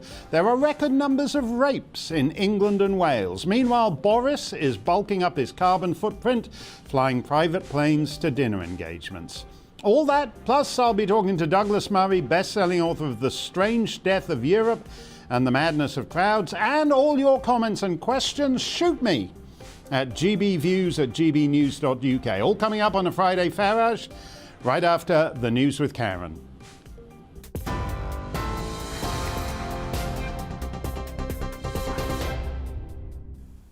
Thank you, Mark. These are your latest headlines. Greta Thunberg says COP26 has failed and that the summit is turning into a PR event. She was speaking to thousands of young activists as they marched through the centre of Glasgow, demanding action on climate change. The protest was organised by the school strike movement, Fridays for Future. The COP has turned into a PR event where leaders are giving beautiful speeches and announcing fancy commitments and targets, while behind the curtains, the governments of the global north countries are still refusing to take any drastic climate action. Lord Patel has been appointed the new chair of Yorkshire County Cricket Club following Roger Hutton's resignation. It's after former player Azim Rafiq accused the club of institutional racism. The club has been banned from hosting international and major matches for its handling of the claims. 2 other board members have also resigned. Labour and the Lib Dems will fight the upcoming North Shropshire by-election after Tory MP Owen Paterson resigned. Mr Paterson faced a 30-day